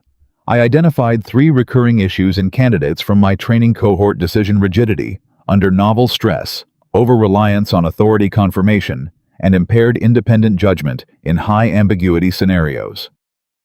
He said it from memory with the precision of someone who has read those 14 pages many times. I submitted it to Major Holt for upward routing. She looked at him. You submitted a report identifying exactly the problems created by your training environment, she said slowly. Identifying what I thought was a gap between what my program produced and what force recon selection required. He paused. I didn't connect it to my methods. At the time, I thought the gap was in the selection process. Where did the report go? Cross was very still. Holt told me it was forwarded to Regional Command, told me they were reviewing the selection criteria. I've pulled the administrative record for the past 7 years, she said. There is no record of that assessment. The silence that followed was of a particular quality. Cross's expression changed completely. Not surprised. Something past surprised a man watching a final piece of something fall into place, and the picture it completed was one he would have preferred not to see clearly. Holt never sent it, he said. There's no record of it. Cross sat back in his chair. The movement was small, but it communicated something large, the particular physical adjustment of a man who has just understood something about the last 6 years of his life that reorganizes the architecture of what he thought he knew. I wrote it, he said. I documented the problem and submitted it, and he buried it. That's the pattern the record shows. And he closed the complaints. Yes, he was protecting the metrics. Cross's voice was very quiet. The base's training numbers. If my program got flagged for producing psychologically compromised candidates, the numbers come down. The base's performance rating comes down. His evaluations come down. That appears to be the most supported interpretation of the document pattern, yes. Cross put both hands flat on the table. I made it easy for him. My results gave him something to protect, so he protected it. She watched him, and I benefited from it, he said. While people around me were trying to raise flags, he was closing them, and I was in my field every morning, and I was good at my job, and I told myself the system worked because the people coming out of my program were good Marines, and I didn't ask what happened to the complaints, and I didn't follow up on my own report, and I didn't... He stopped. He looked at her. I didn't ask, he said. That's the thing, isn't it? I didn't ask. Mercer looked at him across the table. At the man who was still underneath everything that had happened today, a genuinely skilled Marine who understood his craft, who had written a 14-page assessment of a problem he didn't fully understand, yet who had the diagnostic capacity to see the symptoms, but had been too embedded in the system he'd built to identify himself as the cause. No, she said. You didn't ask. She closed her notebook. That's what I needed, she said. She stood. Cross looked up at her. Something was working in his expression, not a request for absolution. He wasn't that far gone into self-pity. Something more like a man who has one real question left and is deciding whether he has the right to ask it. Does any of it matter? He said. The 24 years. The Marines I did train well. Does any of it matter in how this ends? She looked at him for a moment. It matters for what you do after this ends, she said. That's the only place it can matter now. She walked to the door. Captain Mercer? She stopped with her hand on the door frame. The Jankowski kid, Cross said. Tell him... He stopped. Started again. Tell him the adjustment was right. That he should trust that. Whatever else happens, tell him that. She turned her head slightly. He already knows, she said. She walked out. Cross sat alone in the room, and the quiet around him was the specific quiet of a man at the end of something very long, sitting with everything it had cost, trying to determine what, if anything, he was going to build in the space that came next.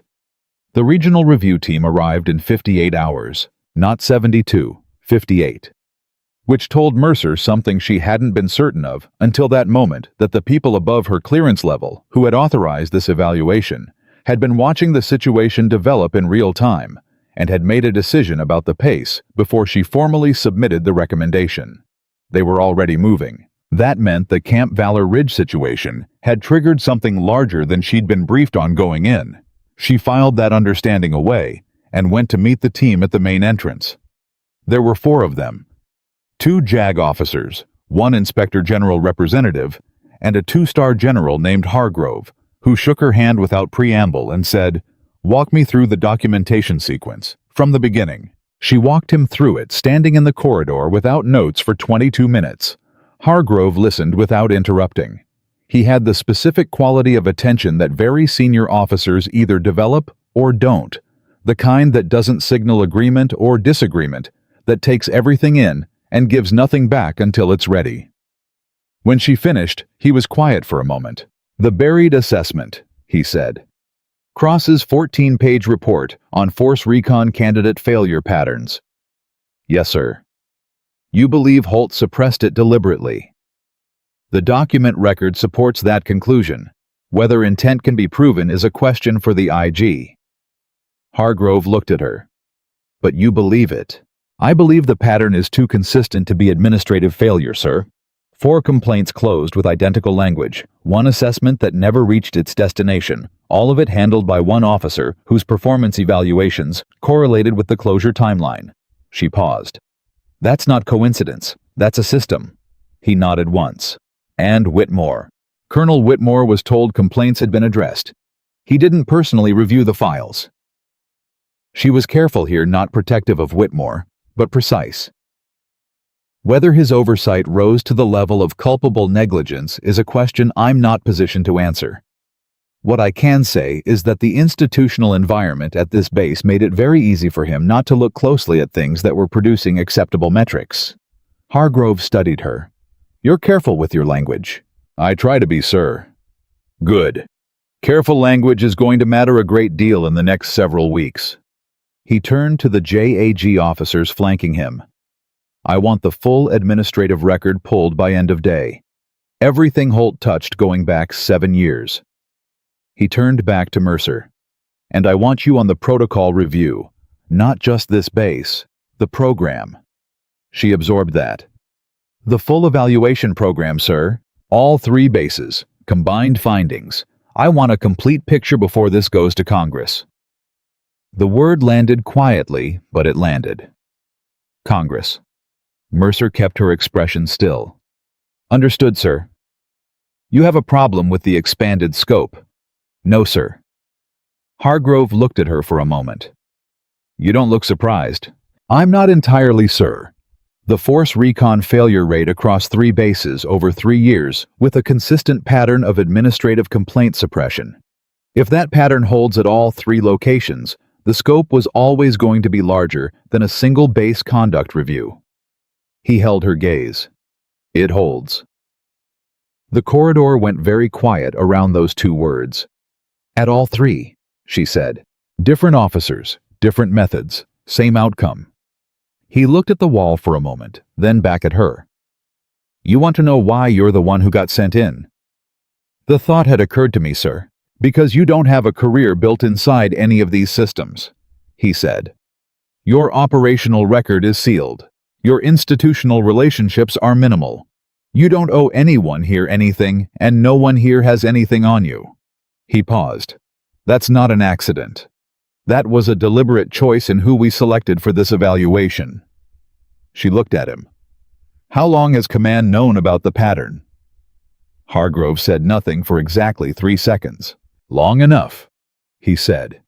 "That's all I'm going to tell you in a corridor."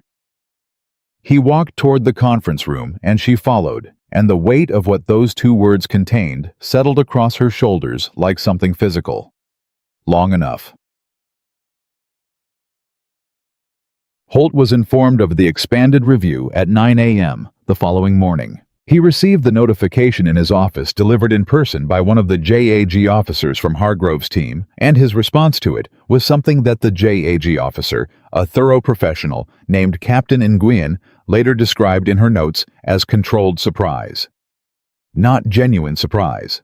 The controlled kind, which is what people produce when they have been expecting a particular thing for a long time and have prepared a version of how they'll look when it arrives. Holt asked for his legal counsel. That was his right, and he exercised it within 3 minutes of the notification, which was fast enough that Nguyen noted it too. Mercer wasn't in the room for Holt's notification. She didn't need to be.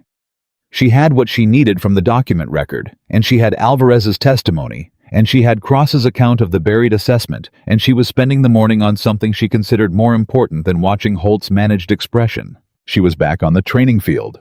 Not to observe this time, to talk. The cohort had been reorganized overnight. Cross's direct training group split and redistributed across 3 other instructors, and the atmosphere on the field was the specific atmosphere of people trying to function normally in the immediate aftermath of something that had disrupted their understanding of normal. It had a particular texture to it, that atmosphere, a tentativeness.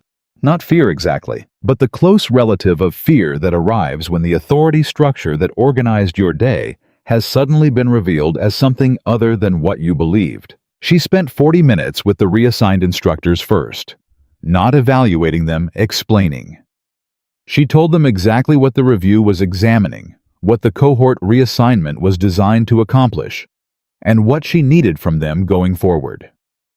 She was direct and she was specific, and she told them the truth, because one of the things the last 3 days had confirmed for her was that a training environment built on managed information was exactly the kind of environment that produced the failure patterns she'd been sent to understand. She wasn't going to replicate the dynamic she was here to dismantle. The instructors responded to the directness the way most people respond to it when they're not used to it, with an initial wariness that gradually visibly became something closer to relief. Sergeant First Class Dominguez, 12 years in the Corps, had been Cross's senior technical instructor for 4 years. He was 41 years old. He had a calm precision to him that she'd noticed in the first day of observation, and after the briefing, he stayed behind when the others started back toward their rotations. "Can I ask you something?" he said. "Yes. The force recon numbers, the failure rates." He paused. "I've been watching that for 2 years. I kept thinking it was a selection issue. Wrong candidates getting through." "What made you think that?" "Because the candidates who washed out weren't failing on physical metrics. They were failing on judgment calls under pressure, decision-making in ambiguous scenarios." He looked at her directly. "That's not a physical training failure. That's a cognitive training failure. But the physical numbers here are excellent, so the program looked fine. And you never connected it to the training methodology." He was quiet for a moment. "I connected it. I didn't know what to do with the connection." "Why not?" Another pause. Longer. "Because the methodology was Cross's, and Cross's results were the benchmark that everyone pointed to. If I say the methodology is producing cognitively brittle candidates, I'm saying the benchmark is broken, and the people whose careers depend on the benchmark being intact are not small people." She looked at him. "Would you be willing to put that in writing?" "For the review?" Dominguez didn't hesitate. "Yes. I've been willing to put it in writing for 2 years. I just needed someone to give me a place to send it where it wouldn't disappear." She handed him a contact card for Nguyen's office.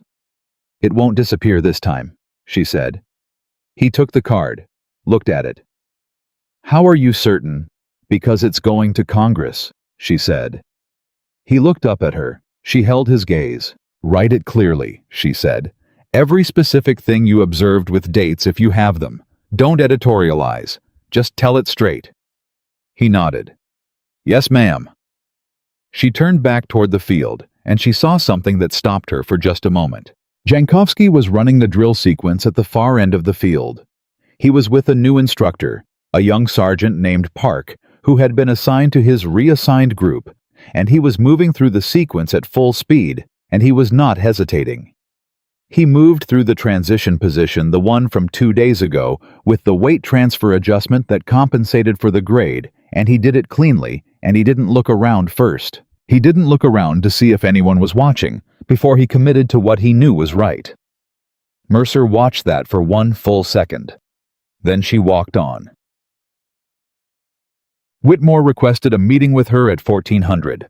He had requested it through formal channels, which told her something about where his head was not the informal call she'd gotten used to from him over the last 48 hours, but a formal meeting request with a notation that said he had a matter of personal significance to discuss. She went. He was standing when she came in, which was unusual. He wasn't someone who stood for effect. He was too senior for that kind of signaling. But he was standing because he was too unsettled to sit, and he didn't try to hide it. "I've been informed that the review scope includes a command oversight evaluation," he said. "Yes, sir." "Which includes my handling of the complaint record." "Yes, sir." He turned to look at her directly. "I want to submit a voluntary statement, not through legal personally, before the IG interviews me." She studied him. "That's your right. You should talk to counsel about—" "I don't need counsel for this." His voice was steady, but there was something underneath it that wasn't. "I need to say something on the record before anyone asks me to reconstruct it in a legal context because I want it to be what it actually is, not what it looks like after I've had a week to make it presentable." She was quiet. "I knew," he said. "Not everything. I didn't know about the buried assessment. I want to be clear about that because I genuinely did not know about that document, and if I had known, I would have acted differently." He stopped, started again. "But the complaints. 2 of them I was aware of. And when Holt told me they'd been addressed, I accepted that. I didn't ask for the files. I didn't request documentation of what reviewed and addressed meant. I looked at Cross's training numbers and at the base metrics, and I told myself that if the complaints had been addressed, then the system had worked." He looked at her. "The system hadn't worked," he said. "I just didn't want it to not have worked because I'd built part of my career on this base's training results, and Cross was the engine of those results, and examining the engine too closely was uncomfortable."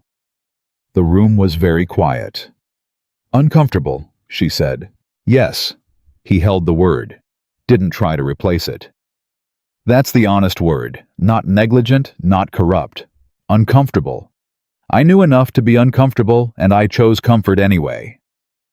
Mercer looked at the man across from her, the colonel who had run one of the most evaluated training bases on the West Coast, who had a service record that was by any honest measure distinguished, who had made a choice that looked small in the moment and had become very large over time. "I'll make sure your statement is included in the record," she said. He nodded. "Colonel?" She paused. "The statement matters. I want you to know that. Not for the legal outcome, I can't tell you how the oversight review resolves. But the fact that you're choosing to walk into this clearly, rather than waiting to have it extracted, that matters for what this base becomes on the other side of it." He looked at her. "You think there is an other side?" "There has to be," she said. "That's why I'm here." He sat down then. The standing had been about what he needed to carry into the room. Once he'd said it, he could put it down. "What happens to the recruits?" he said. "My cohort, Jankowski and the others. They continue. The reassignment is procedural. It doesn't reflect on their records. The evaluation will determine what additional support the cohort needs, but the baseline assumption is that they're continuing Marines." She paused. "Jankowski's going to be fine." "You sound certain." "I watched him on the field this morning. He's already made the adjustment." She paused. "He's the one I was least worried about, honestly. The ones I'm more concerned about are the ones who were here longer. The recruits who've had 6 months or a year in this environment. The adjustment is harder when it's been longer." "What do they need?" "Instructors who tell them the truth about what they're seeing. Who correct the correction when it's wrong. Who let them make decisions and live with them and learn from them rather than waiting for permission to exist." She paused. "Basically the opposite of what they've been getting." He absorbed that. "Is that what you'd recommend for the restructured program?" "It's what the protocol outlines, and it's what the evidence from comparable programs supports." She looked at him. "The Corps has other bases that produce force recon candidates at healthy rates. The methodology there isn't weaker, it's different. It builds autonomy while building discipline, rather than substituting discipline for autonomy. Those two things are not the same, but they've been conflated here for 6 years. Whitmore was quiet. 6 years, he said. The timeline isn't your entire tenure, sir. The program was sound before Cross was given primary authority. She was careful here, precise. What changed wasn't the intention. It was the method, and then the absence of accountability around the method. He looked at her. You're giving me more than I deserve. I'm giving you what the record shows. He said nothing for a moment. Then, what would you have done in my position? When Holt told you the complaints had been addressed and the numbers were strong. She considered the question seriously. She didn't answer quickly because quick answers to questions like that were almost always the wrong ones. I'd like to tell you I would have pushed harder, she said. Demanded the files, verified the process. But I don't know that. I don't know what I do at 52 with 28 years in this institution and a base that's producing the best numbers in the region and an administrative officer telling me everything is handled. She paused. What I know is that the system has to make not looking very difficult. And right now the system here made not looking very easy. Whitmore held her gaze for a long moment. That's what you're actually here to fix, he said. It wasn't a question. Yes, sir. He nodded once. Then let's get to work. CAD. The formal conduct review board for Cross convened on day 4. Mercer was not a voting member of the board. Her role was as a material witness, and the primary evaluating officer. She provided documentation, answered questions about her observations and the events of the assessment morning, and then stepped back from the proceeding itself. She sat outside the conference room where the board met and worked on her report while they were inside. She was 50 pages into it. The report covered all 3 bases in the evaluation program, but the Camp Valor Ridge section was the most detailed, not because of the conduct incident specifically, which was the least analytically complex part of what had happened, but because of what the investigation had uncovered underneath it. The buried assessment, the complaint suppression chain, the force recon failure rate pattern, the 6-year window during which the institutional environment had allowed a destructive training culture to operate behind excellent surface metrics. She wrote it in the precise structured language that formal military reports required, and she wrote it accurately, and she did not soften any of it. But she also did not write it the way someone writes a prosecution brief. She wrote it the way someone writes a diagnosis. Here is what happened here, is the mechanism by which it happened here, is what the system needs to change so that it doesn't happen again. The goal was not to destroy. The goal was to understand and correct. The board came out at 16:23. Board President Lieutenant Colonel Haynes handed her a 1-page summary, which was standard protocol, and said simply, "Your testimony was clear. Thank you." She read the summary. Guilty on the conduct charge. Article 93, Cruelty and Maltreatment of a Subordinate. Additionally, the board had referred the administrative record findings to the IG for separate proceedings, specifically naming Holt. Whitmore's command oversight matter was referred for a separate administrative review. Cross was going to face formal consequences. The specifics of the penalty would take another 2 weeks to finalize. But the finding was what it was. She put the summary in her folder. She didn't feel triumph. She never felt triumph at this stage, which was something people sometimes found puzzling when they expected her to.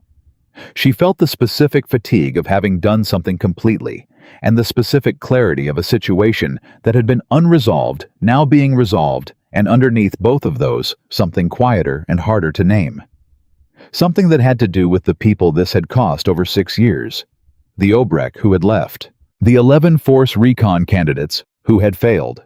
The dozens of recruits who had learned to be invisible when they should have been learning to trust themselves. The finding didn't give any of that back.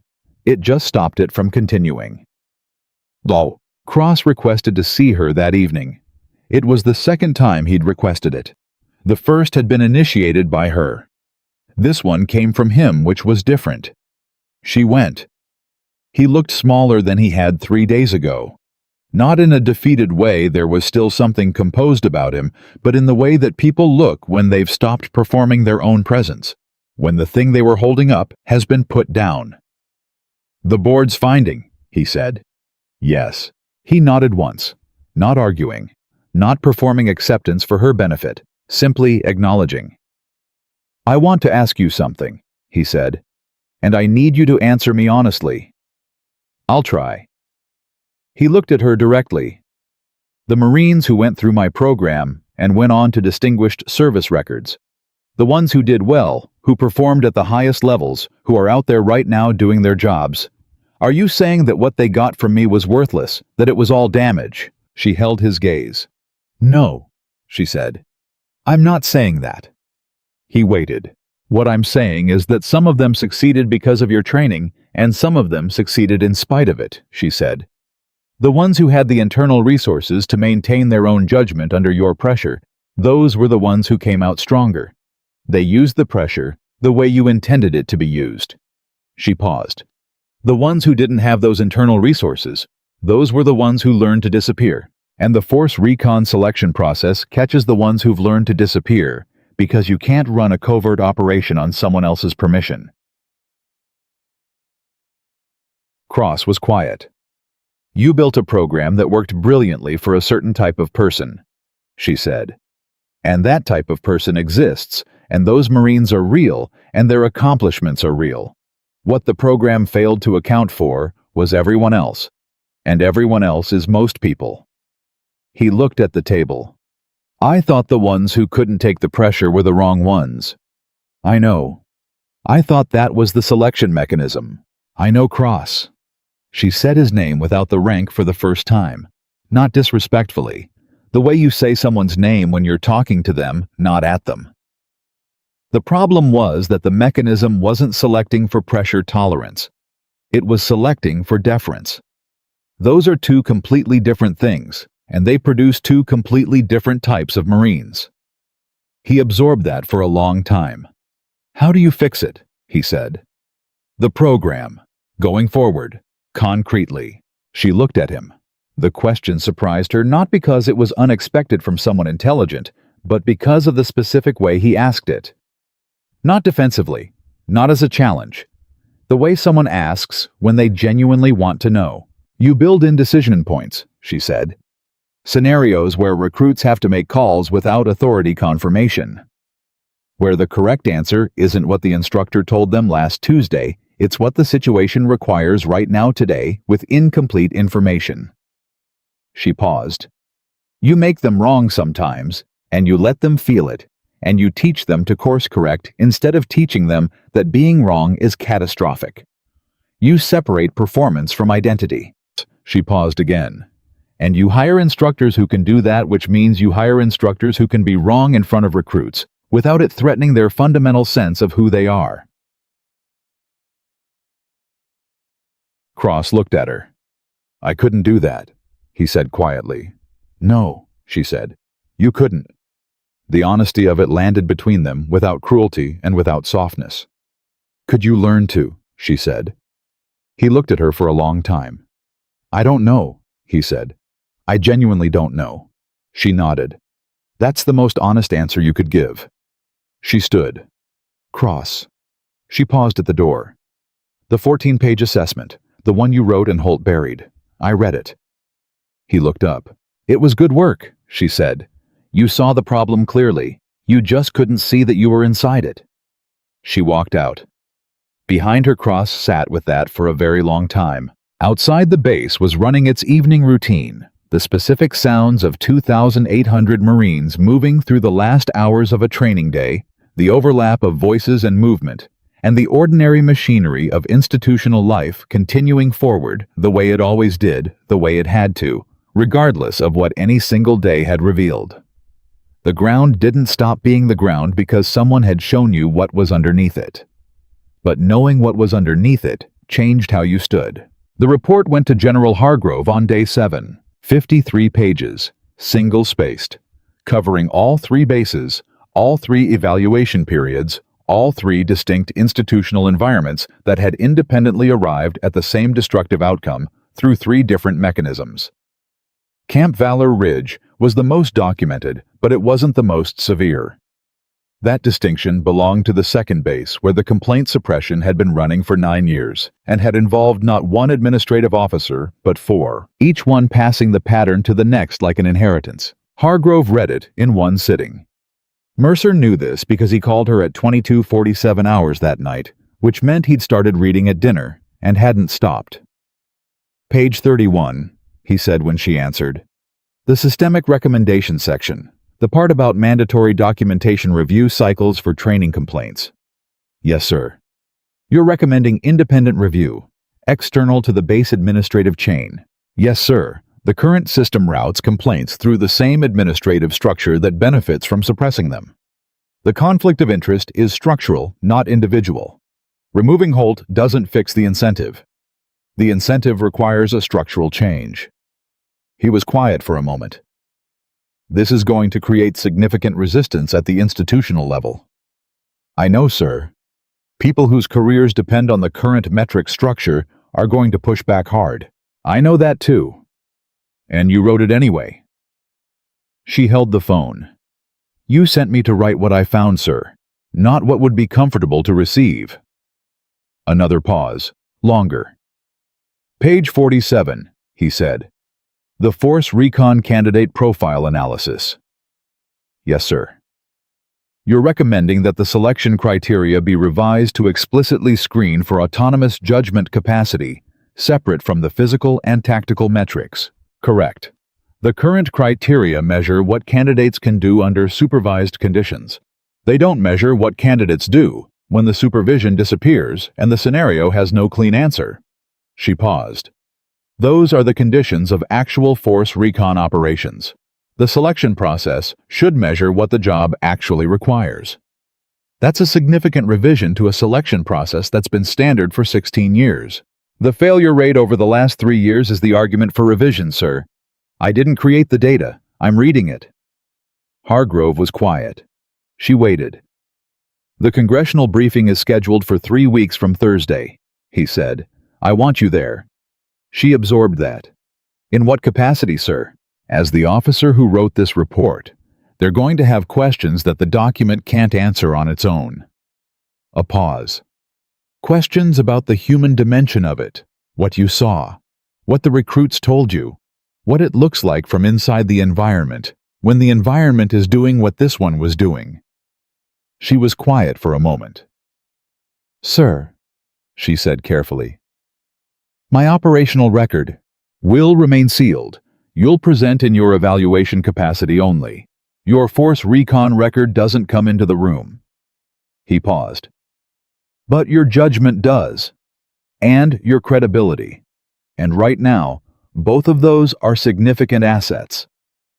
She looked at the wall of the temporary office she'd been using for a week.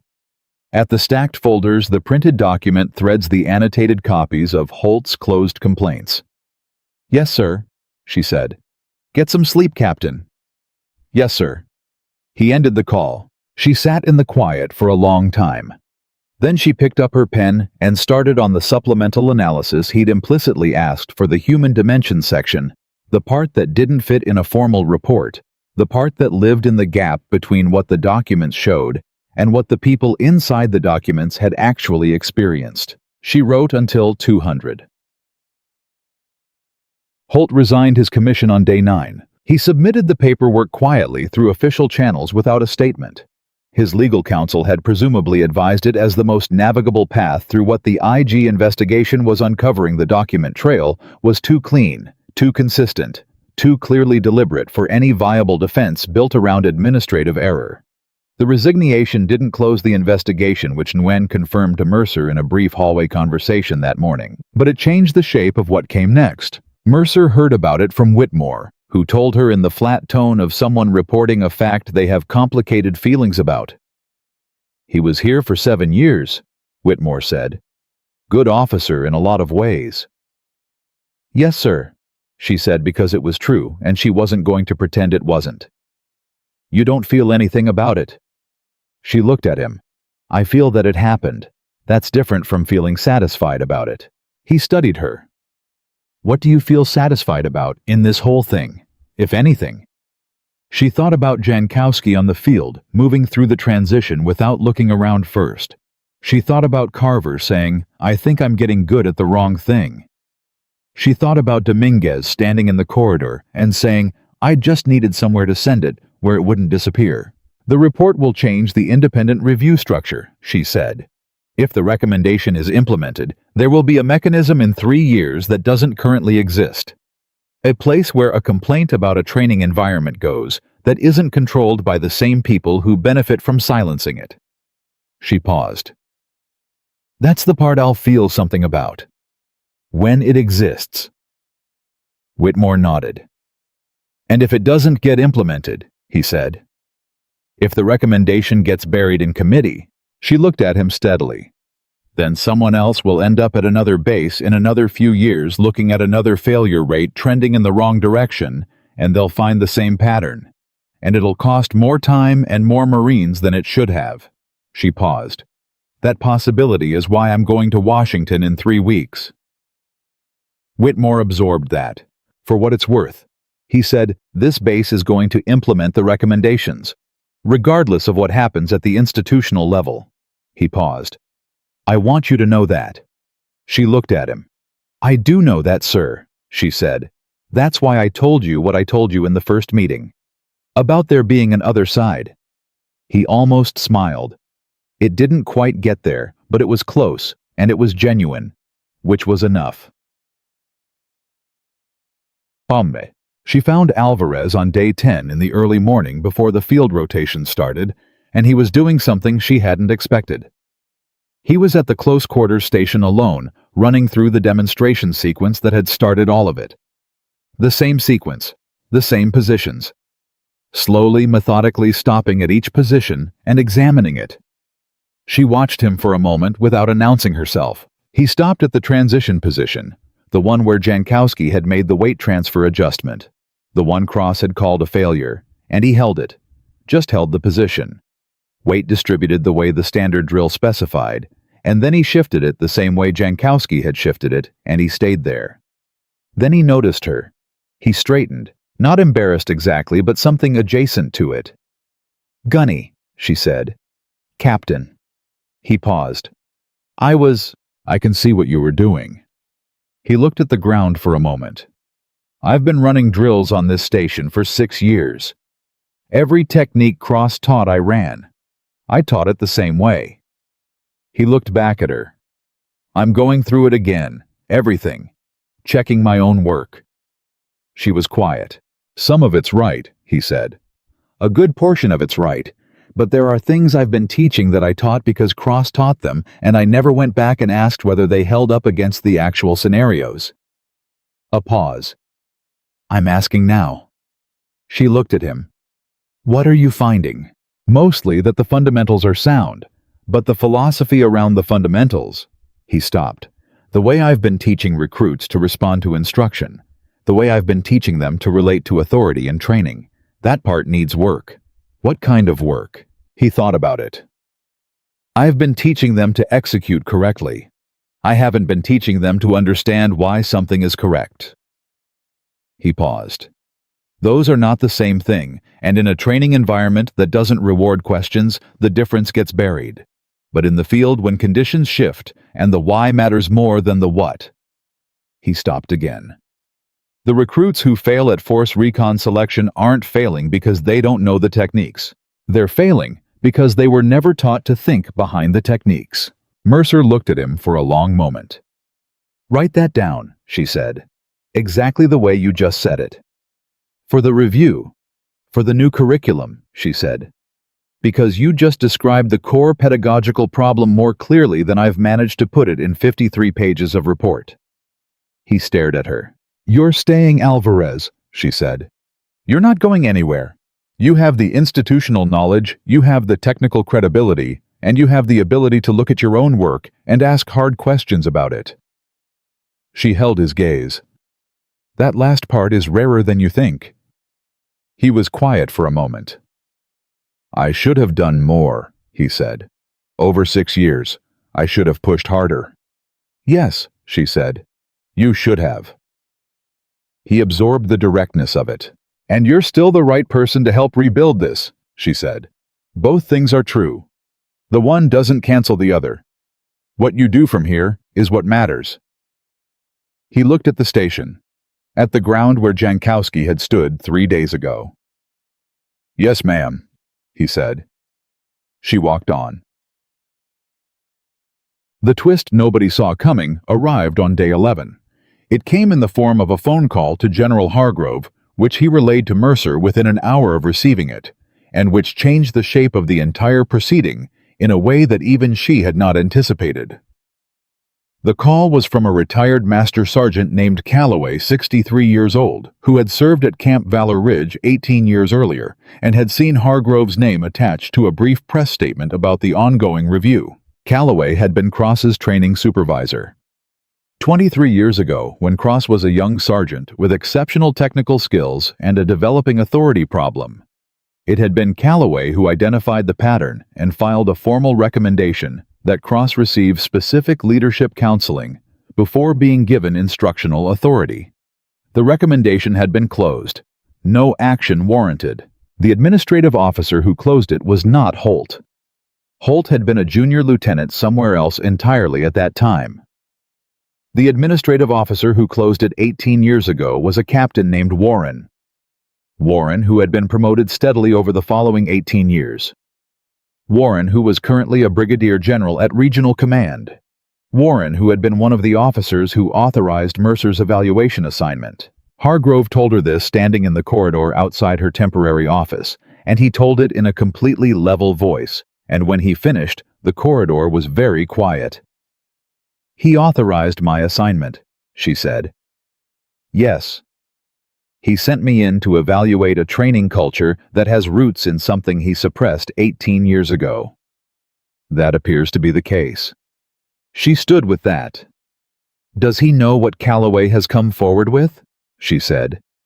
Not yet. Is it possible he didn't remember the Calloway recommendation 18 years is? I asked Calloway the same question, Hargrove said. Calloway says when he filed the recommendation, he received a personal call from Warren, who was a captain at the time, asking him to reconsider. Saying that Cross was a high-value asset, and that the counseling requirement would delay his instructional clearance, and that the base needed his technical skills operational. He paused. Calloway said no.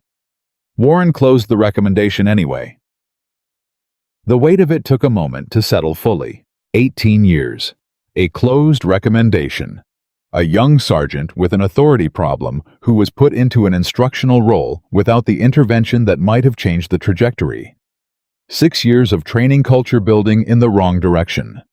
11 force recon candidates. 4 complaints. A buried assessment. A conduct board. All of it tracing back to one conversation 18 years ago between 2 men, one of whom said this person needs intervention, and the other of whom said the metrics need him now. Warren's on the congressional briefing panel, she said. Yes. He's going to be in the room when I present the report. Hargrove looked at her. Yes, Captain, he is. She was quiet for a moment. Does he know Calloway has come forward? She asked again. Not yet, Hargrove said. And I need to ask you something directly. The Calloway information is not yet part of your official report. The briefing is in 13 days. You have choices about how this gets handled and in what sequence. She looked at him. You're asking me if I want to know about Warren before the briefing. I'm telling you what I know and letting you think about what it means. She thought about it for exactly long enough to think about it clearly. It goes in the supplemental, she said. Everything Calloway has, documented, verified, submitted through proper channels to the IG before the briefing. She paused. Warren gets notified through the appropriate process before I walk into that room. Hargrove studied her. You're not going to use it as a surprise. No. Why not? It would be a significant moment in front of the committee. Because this isn't about the moment, she said. It's about the record. If Calloway's information is valid and it needs to be verified, then it belongs in the documented record where it can be examined and acted on through the correct process, not deployed as an ambush in a congressional hearing room for effect. She looked at him steadily. The reason we're here is because people prioritize the performance of accountability over the practice of it. I'm not going to do the same thing to get a better ending to the story. Hargrove was quiet for a long time. Then he said, "Calloway's documentation is being verified as we speak. I'll have the IG team contact you about the supplemental." "Yes, sir."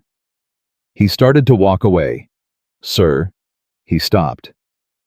"Warren authorized my assignment," she said. "Why?" Hargrove turned back. He looked at her with an expression that was more complex than anything she'd seen from him. "I've been asking myself the same question since Calloway called," he said. "The honest answer is, I don't know. Maybe he thought the problem had grown too large to contain and needed a clean resolution. Maybe he thought sending you in would surface enough to satisfy oversight without going back that far." He paused. "Or maybe some part of him wanted it to come out." She looked at him. "People carry things for a long time," he said quietly. "Even generals." He walked away. She stood in the corridor for a moment. Then she went back to her desk and opened the supplemental. Warren requested a meeting with her on day 13. It came through Hargrove's office formally with a notation that indicated Warren had been briefed on the Calloway documentation. He didn't come to Camp Valor Ridge. She went to Regional Command, a 2-hour drive, during which she thought through every possible version of what this conversation could be and identified the most likely one. Warren was 61 years old. He was compact and precise. The kind of officer who had clearly been physically rigorous his whole career. And he had eyes that had the particular quality of someone who has spent decades operating in environments where reading people quickly was a survival skill. He looked at her when she came in, the way someone looks at a thing they've been expecting to see for a long time. "Captain Mercer," he said. "General Warren. Sit down." She sat. He looked at her for a long moment before speaking. "The Calloway report." "Yes, sir. I remember the recommendation. I want to be clear about that. I'm not going to sit here and tell you I don't remember it." "I appreciate that, sir." He leaned forward slightly. "I made a decision that I believed was correct at the time. Cross was technically exceptional. The base needed instructors who could produce results. The counseling timeline would have delayed his clearance by 8 to 12 weeks, and the program was understaffed." A pause. "That's what I told myself. And partly it was true." "And the other part?" He held her gaze. "The other part was that the recommendation required documentation of a leadership concern in a record that I was going to be evaluating at the end of the quarter, and the easier path was to close it cleanly." She looked at him. "I've been a general for 4 years," he said.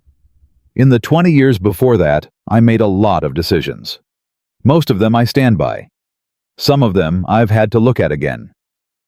He paused. "The Calloway recommendation has been on my list for a long time. Why did you authorize my assignment?" The question landed in the room and stayed there. Warren was quiet for a long moment. "Because the failure rate finally crossed a threshold that couldn't be administratively managed anymore," he said.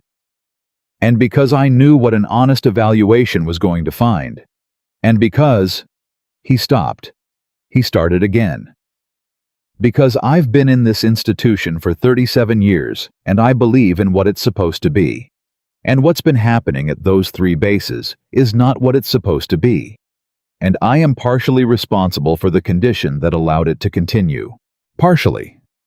More than partially, if I'm being honest." She looked at the man across from her. The general who had closed a recommendation 18 years ago, who had risen through the institution, who had lived with what he'd done, in the particular quiet way that people live, with institutional complicity, not with dramatic guilt, but with the low, steady weight of a thing carried for so long, it starts to feel like part of the body. "What do you want to do about it?" she said. He looked at her steadily. "I want to submit a full account to the IG, everything about the Calloway recommendation. The conversation I had with him, the decision I made, and why I made it." He paused. "I want it on the record. That's going to affect your career significantly. I'm 61 years old. My career is going to end in the next few years regardless." He paused. "What I care about now is what the record shows, not what it hides." She held his gaze. "The supplement goes to the IG this week," she said. "If your account is part of it, I'll include it." "I know.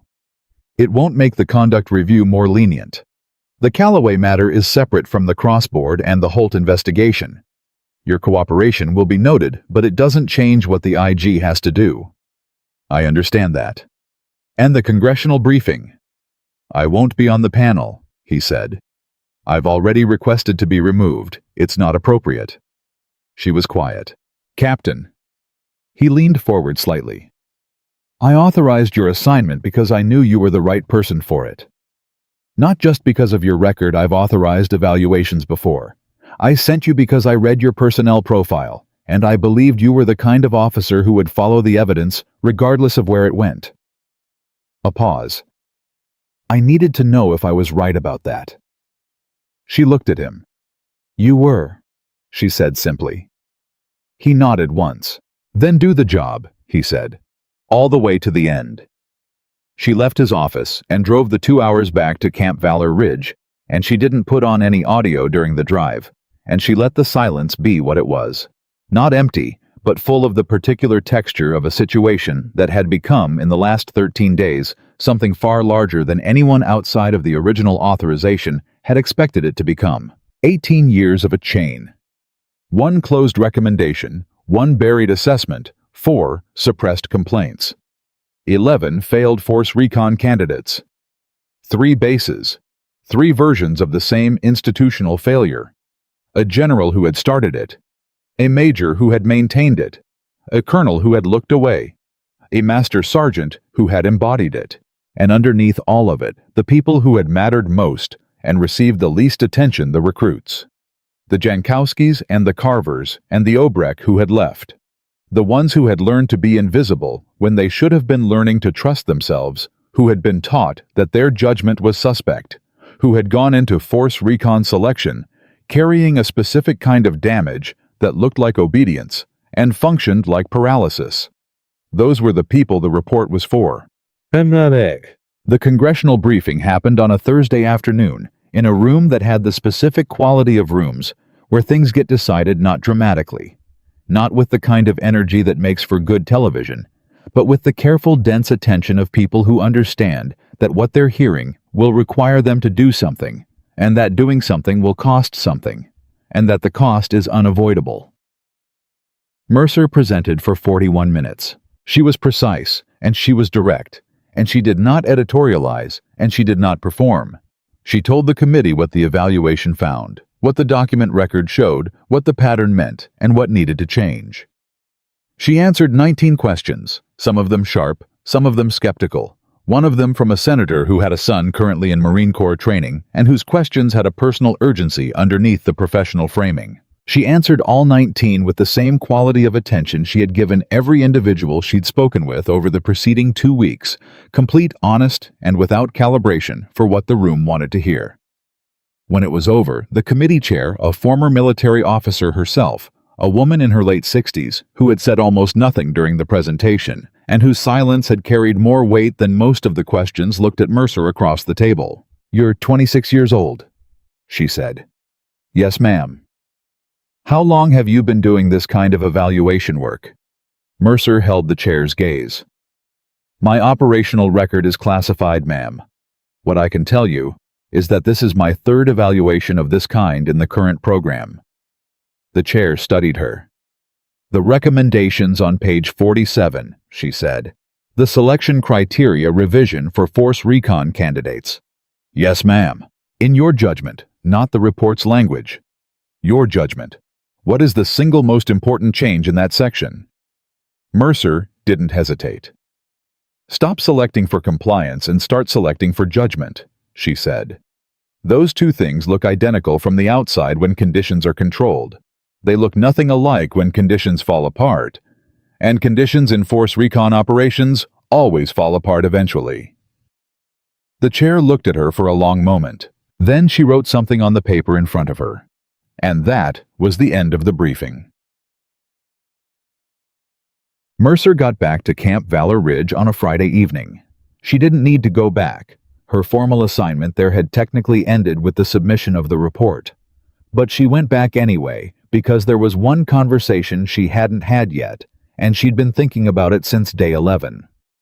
She found Jankowski in the mess hall, eating dinner with Torres and 2 other recruits from the reassigned cohort. She didn't sit down, just walked up to the table, and he looked up and she said, "How are the drills going?" He straightened slightly reflex, and then relaxed when she gestured for him to stay seated. "Good," he said. "Sergeant Park runs it differently." "How so?" He thought about it. "He asks us why. After each position. Asks us why we made the choice we made, not whether it matched what he showed us." He paused. "It's harder, actually. When someone just tells you whether you're right or wrong, you only have to remember the answer. When someone asks you why, you have to actually know." She looked at him. "That's exactly right," she said. He nodded. "Torres," she said. Torres looked up. "Ma'am, you said you thought you understood why they sent me, on the day everything happened." He looked at her steadily. "Yes, ma'am." "Do you still think you understood?" He was quiet for a moment. "I think I understood part of it. The part that was about what was wrong here." He paused. "I think I didn't understand the part about how far it went." "How far what went?" The chain of it," he said. "The thing underneath the thing. It wasn't just cross. It went back further than cross." She looked at him. "Yes," she said. "It did." She started to walk away. "Captain Mercer." She turned back. It was Jankowski. "What happens now?" he said. "To this place. The program." She looked at him.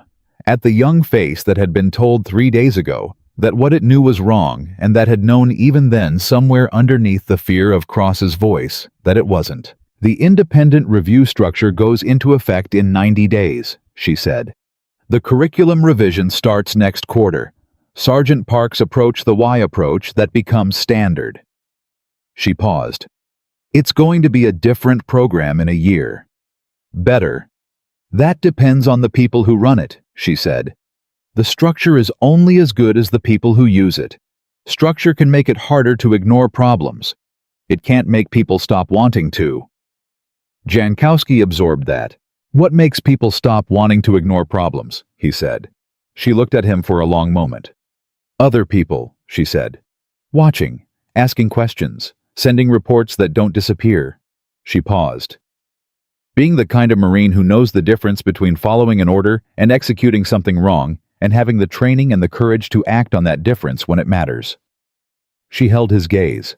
"That's what you were doing," she said, "on the field that first morning, when you made the adjustment, before any of the rest of this happened. You were already being that Marine." Jankowski was very still. "You just needed someone to tell you it was right," she said. It was. She walked out of the mess hall and into the cool evening air, and behind her, the 4 recruits sat with what she'd left them, and Jankowski sat longest of all, turning it over, putting it where it belonged. Not in the part of him that needed someone else's confirmation, but in the part that had known it already. The part that was the whole point. She submitted the final supplemental to the IG on Monday. Warren's account was in it complete, unmanaged, specific. He had written it by hand and submitted it the old way, which she found she had a quiet respect for. Not because the method mattered legally, but because it said something about the seriousness with which he'd meant it. The IG process would run its course. The congressional recommendations would be taken up by the relevant committees. The independent review structure would be debated and revised, and eventually she believed this she had to believe this, because the alternative was that the 53 pages and the 2 weeks and the 11 failed candidates and the 18 years all added up to nothing eventually implemented. Cross would receive his formal penalty. He would leave the Corps with a record that told the truth about what had happened. He would spend the rest of his life carrying it, and what he built in the space after it was entirely his choice. Holt's resignation would not close the investigation. The IG would follow the document trail wherever it went. Whitmore would face an administrative review and would almost certainly emerge from it with his rank intact and a set of formal findings in his record that he would carry and that would inform she believed every decision he made from that point forward with a precision that the absence of consequences never produces. Warren's account would be the last thing added to the record before it closed. And somewhere in all of it, in the formal language and the institutional process, and the structural recommendations there, was the real story, which was simpler and harder than any of the documents captured. A young sergeant with exceptional skills and a developing problem had been put into a position of authority without the intervention that might have changed everything. And the chain of decisions that produced that outcome, and then protected it, and then compounded it over 18 years, that chain was not made of corrupt people or evil people or people who had set out to damage the institution they'd spent their lives serving. It was made of people who looked away from what was uncomfortable because the comfortable version of events was also, in a narrow sense, true. The numbers were real. The results were real. The Marines who had come through the program and done well were real. The cost of the comfortable version was the invisible cost. The ones who hadn't made it, the ones who had learned to disappear the years of a chain that started with one closed recommendation, and a captain who thought the metrics needed a man more than the man needed correction. Mercer's car was packed. Her assignment at Camp Valor Ridge was done. She was leaving in 40 minutes for the next briefing, the next evaluation, the next base in the program with its own version of the pattern waiting to be found. She walked the training field one last time. It was early. The sun just fully committed to the day, and the field was in motion. Rotations running instructors, calling corrections, recruits moving through drill sequences with the particular focused energy of people who understand that what they're doing matters. She stopped at the close quarters station. The northeast grade was still there, 2 degrees barely perceptible unless you knew to look for it. And there, moving through the transition sequence with the fluid economy of someone who had stopped waiting for permission to trust himself, was Jankowski. He executed the weight transfer adjustment. Clean certain without looking around first. And he was right. He was completely and entirely right, and he knew it, and the knowing was entirely his own. That was the thing that no report could fully measure, and no institutional restructuring could directly produce that specific quality of a person who has learned to trust the truth of their own correct perception, who has been shown that what they knew was real, who carries that knowledge forward into every situation where the scenario has no clean answer and the authority isn't watching and the only resource available is the judgment that good training either builds or destroys. Mercer watched him for exactly long enough to see it clearly. Then she picked up her bag and walked to her car. The work was not finished.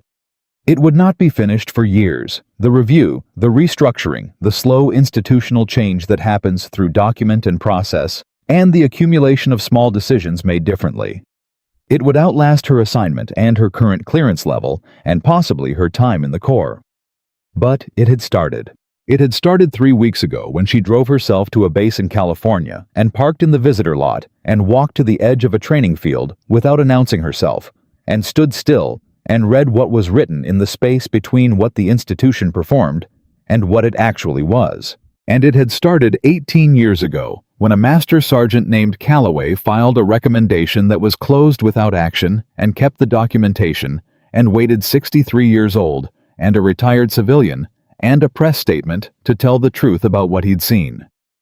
And it had started on a Tuesday morning when a recruit named Jankowski felt the grade in the ground beneath his feet and made the correct adjustment, and then was told he was wrong, and for 3 terrible days believed it. Truth doesn't stop being true because someone with authority says otherwise. It waits. It waits until someone stands up, brushes the dirt off their uniform, looks the thing that denied it directly in the eye, and says what it is. That was what Olivia Mercer had done, and what Jankowski had learned to do, and what every Marine who passed through Camp Valor Ridge from this day forward would be trained to do, not because a regulation required it, not because a general ordered it, but because someone had stood on a training field and refused to let the lie stand, and the record now existed, and the record was real, and reality patient, specific, and absolute does not negotiate with the people who prefer not to see it. It simply waits until they have no choice.